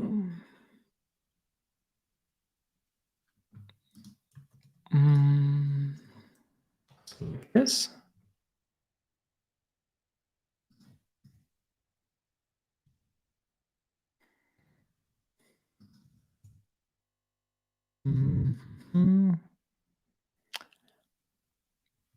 I'm not sure. Before return function. Yeah, I think that's what I have done. What I have done right. Assert C before. Assert C before. Yeah. Again. Test table LiveWire.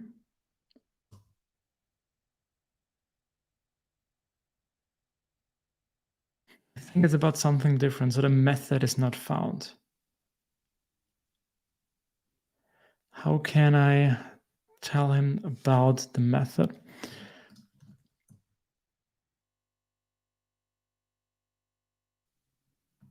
I have no idea currently. We'll figure it out on the way. Okay, back to our test here. I think we're already over 2 hours. It's crazy. I always want to keep it under 19 minutes, but it never happens. But how many views do we have? Still 9? Yeah, so I think we can still try to finish this. So our component here. So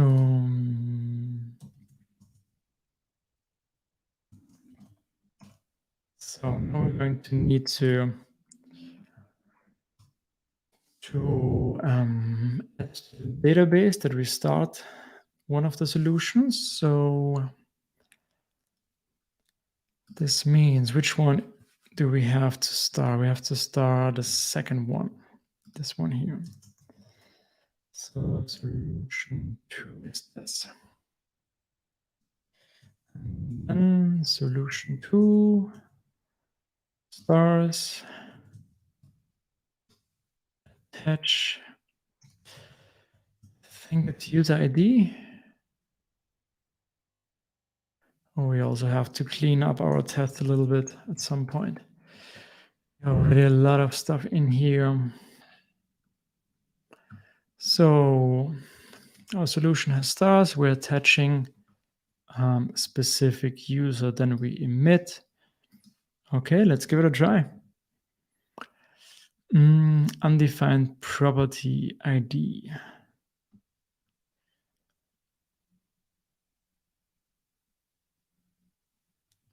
Oh, of course, that's wrong. You probably have seen this before. For me. Okay. All right. This looks good. Let's make it fail again.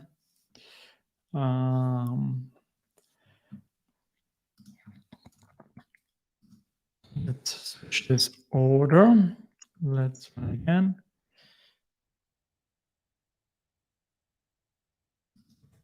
Zero. I think we'll type error class LiveWire. Did it change the class name?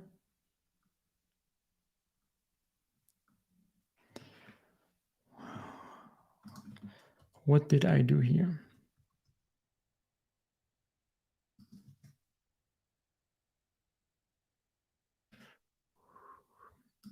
Oh, that's it. Okay, so now it's passing, and now we're changing the order again. So that one comes for 2. Now it failed just to make sure that it's passing for the right reasons, and it does. Okay. Yeah, let's give this a try. Let's clear this up in the database. And so now we can also check this. So if I click start now here, the whole page or the whole component here should be refreshed.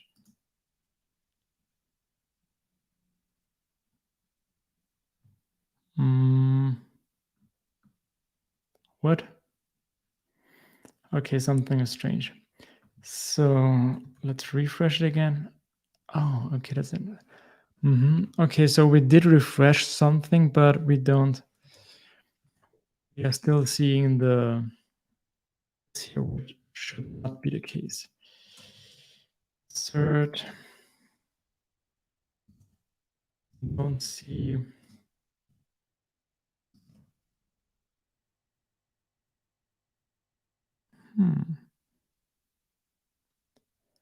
Interesting. So the test is passing. Field asserting.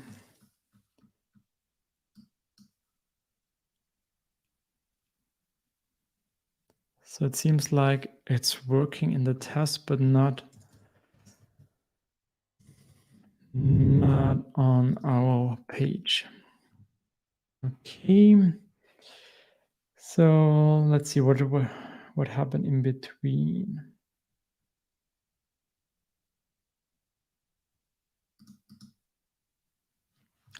And return. Okay, let's give this a try. Maybe.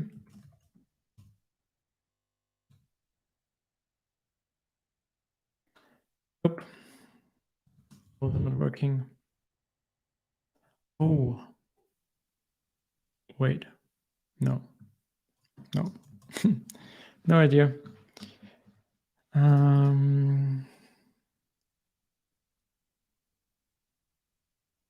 Thanks, Nathan. Yeah, I think that's also why I like to watch others people live stream, because you see how they work, you see how they approach problem. That's also the scary thing about live streaming. If you run into any problems, will it be embarrassing for you how you deal with them? And that's why, yeah, I didn't want to stream for a year or 2 years, and yeah, somehow I then started, and now I really enjoy it because it really feels you're not developing alone and you can ask other people, and that's what I really like about it.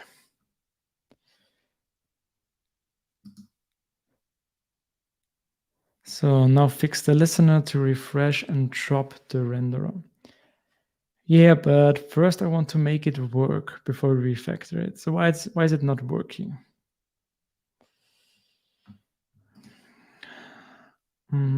Test doesn't have DOM diffing. Test doesn't have DOM diffing.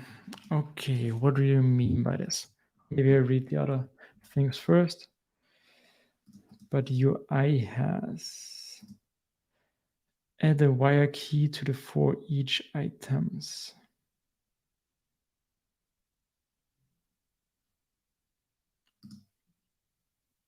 Maybe you have some side project or another thing that you can stream about, then you should give it a try for sure. Yeah, Kai is now streaming every day, it seems. So tomorrow we can watch him. Tomorrow, Saturday?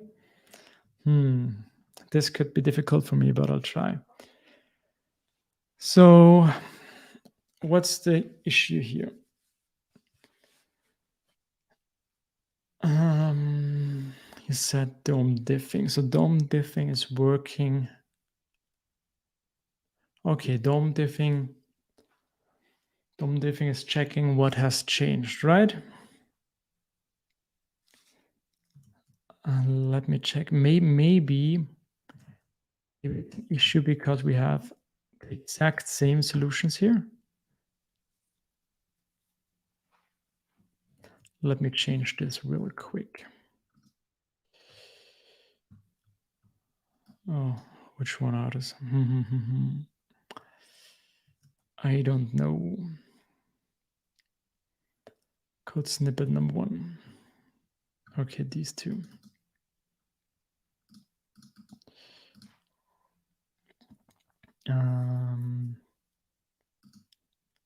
Let's call this 2 now. Let's update this. So send emails to. Okay, so now the snippets are at least a little bit different. Let's try it out again. I have 2 solutions. No, 3. Now I'm going to change this one here. Okay, so now we've seen a change because this one is up here. Okay, so the order has changed the solution, but not the stars component have changed. Okay, so how we can change this now?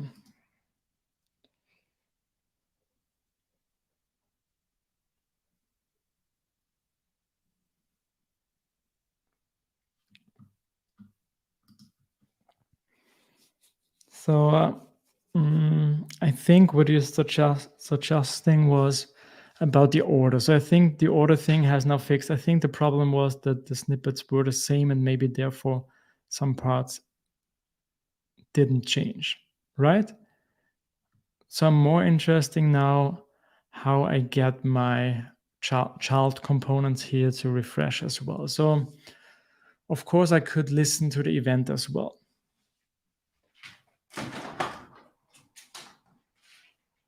I could listen to the event and then refresh the stars component as well.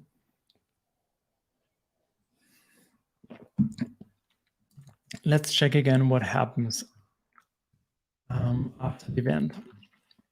We have now this funny temporary re-render method where we're going to re-render. So what does this mean? We're going to load the view again, but we need to refresh our code snippet, right? Code snippet, solutions,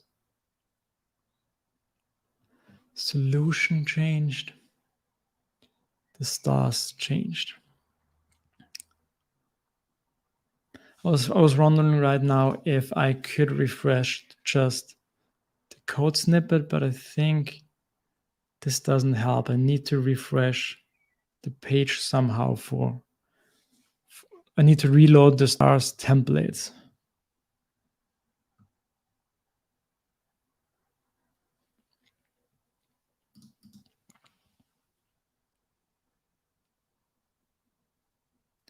Yeah, but this doesn't fix my problem now, right?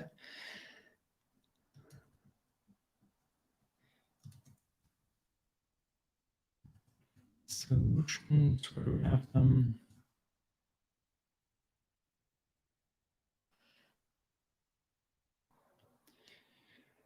So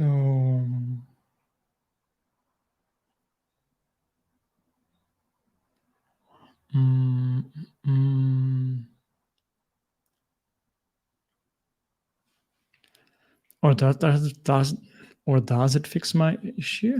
Do I add this here, like a key? Where do I add the key? Troubleshooting DOM thing. Key. Ensure your component has a single level root element. Okay, so I add it like this here. Wire key.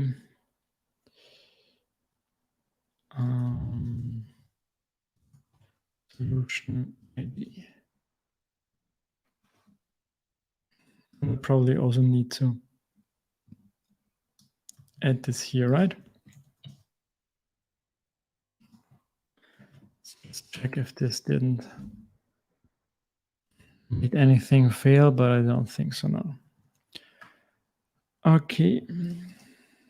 Thanks, Kai, for stopping by. See you the next time and have fun tomorrow with your stream.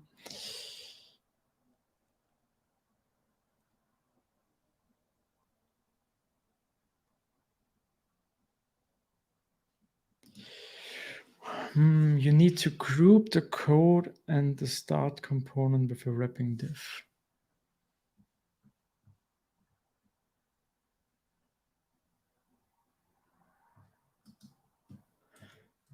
Like this.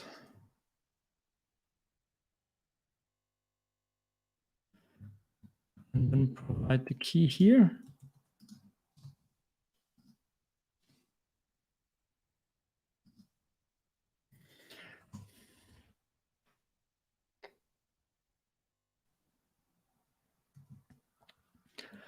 Okay, I think I'm doing it the fast way now. So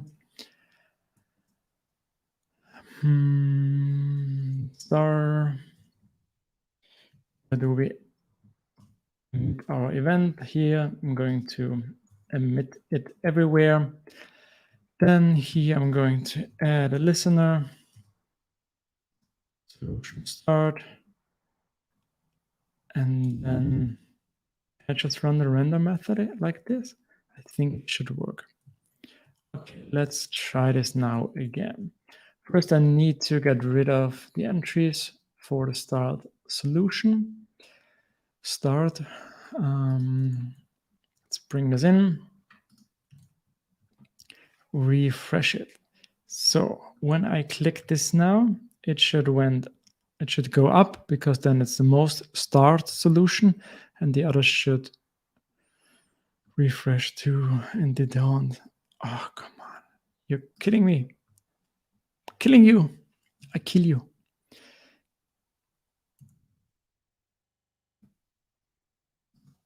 That is also I'm really sure this should work.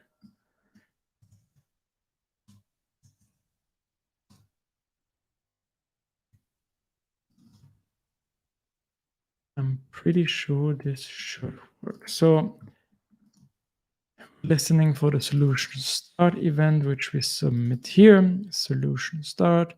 We see it here, and then every solution should get refreshed. I think it should work. Clear out the database, refresh it. Try it now as well. Again, we're starting this one here.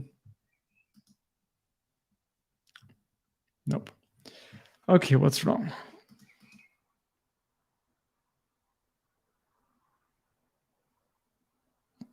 Remove the wire key from the stars components. I think we've done this. Never use the same key at the same page. Okay.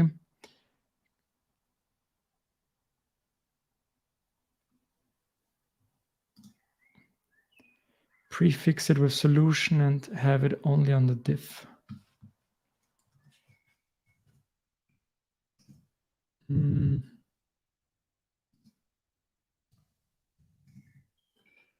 Okay, I hope you're happy now. Let's try to focus on the important things here. So let's check if my event listener is even being triggered. I think we don't get here. At least it seems so.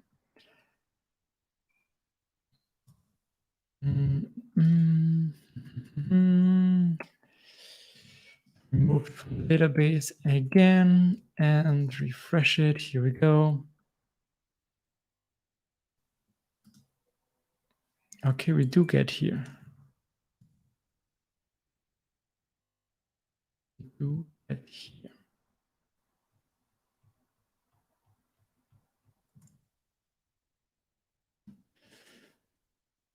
So I don't get it. If we refresh the page afterwards, it's also working. So rendering again our template should get rid of the star button.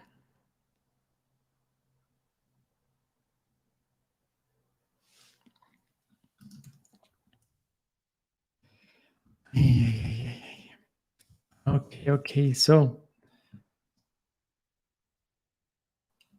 But now let's focus on the important things. Adrian, why is it not refreshing my stars component? Why is this not happening?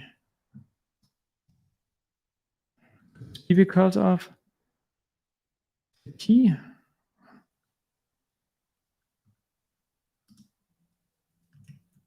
Okay, now we're back in here. Let's remove our dump statement again and let's try it again. Still, what's happening here? Oh, I think it's working. But what do we have here? It seems like we have 1, 2.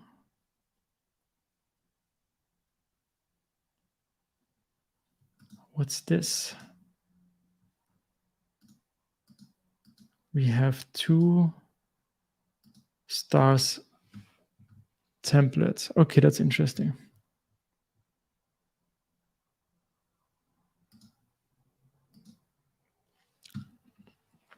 Okay, where does this come from?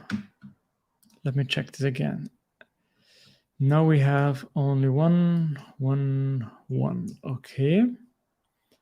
Now let's remove this again so that I see the buttons.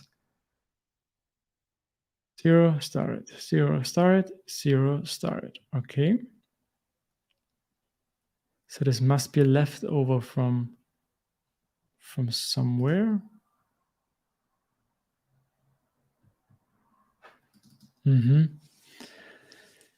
Interesting. So we are re-rendering our stars template, and somehow we now have 2 times this stars component.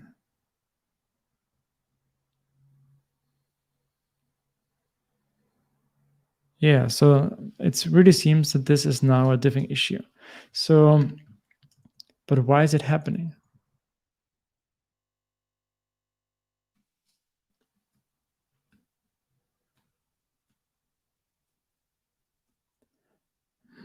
Okay, I see.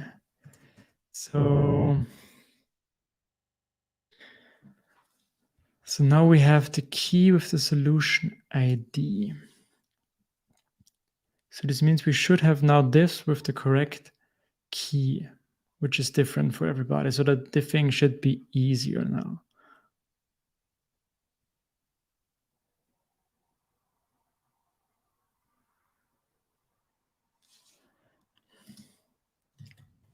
So okay, let's check out our stars.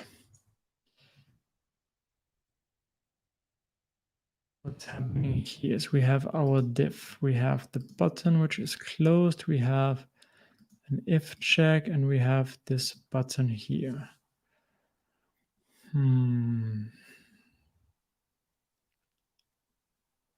Looks all good to me.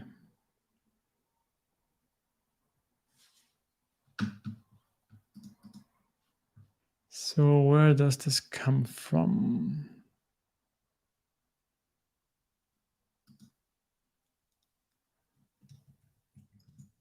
You will see something.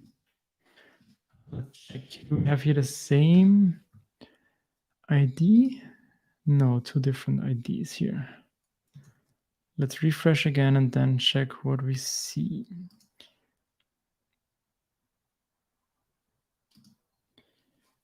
Okay, so we have here our solutions, 2, 1, and 3.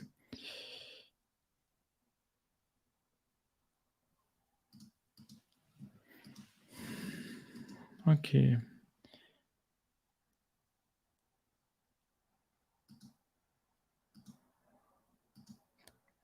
Seems correct now.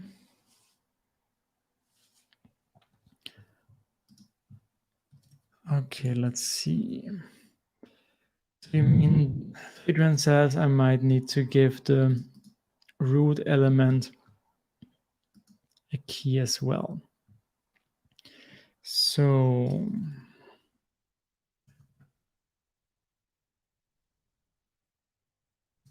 star and then star. Are we inside the star here?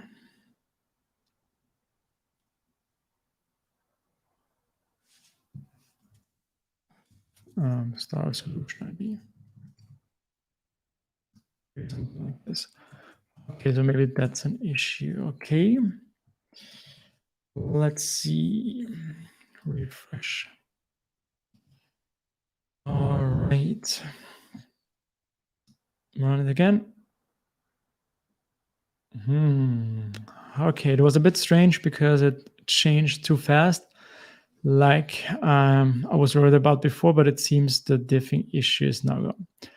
Okay, thanks, Adrian. After all, fixing the key thing was indeed important, and I never had an issue like this. So I think that's why I never had to use the wire key before somehow. But it's interesting that why it failed. This is where most people hate LiveWire. Yeah, okay. I can see that this is a little bit annoying, or can be, but at least it's working now. Okay, let's run our tests again to see that everything is working. I think it's a good point now to wrap up. Let me just add a new to-do to our list. So what did we do? After voting, buttons are still visible. Okay, we did this to end almost 3 hours, and that's what we did. Wow. That's another milestone, I think. But as always, it was really fun. So I'm not liking currently that the order is changing so fast, and it could be confusing because of for user experience to the user what's happening here. Order change fast for solution. Okay, maybe we come up with an idea on how to handle this. Okay, we've brought a new assertion in here, which I like. I'm going to add this to the package. Thank you, Adrian, for the idea, and the others also for the help. Refresh star components after voting. All right. Let's see if there's anything I want to take care of. Yep, these things I don't need. All right.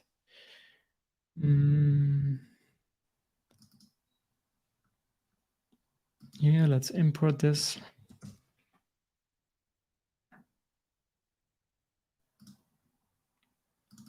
Here we also have an unused import. Remove this as well. Okay. And what's here? Missing label.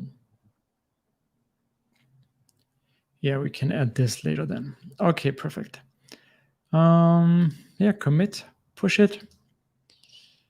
And I think that's it then for today. Whew, okay, yeah, as I mentioned, almost 3 hours. I think that's maybe already a record. I think this might be the longest session so far. From the comments here, it seems like only Adrian is the only one left here. But I always appreciate his help. Oh, Nathan is here too. Still true. Okay, thanks. Yeah, there are a lot of pretty nice features in PHP Storm when you work with PHP. So I can't tell about VS Code because I never used it. But yeah, a lot of cool things here about PHP Storm that I like and I use every day. Yeah, so guys, thanks a lot for being part of the stream again, for watching, for helping out, for having this nice conversation, discussions, solutions, and also some results, which is also nice. So yeah, I think we're going to do one next week for sure, maybe back on Monday. I need to check this again for me if it works, but I will let you know about it. So yeah, thank you very much.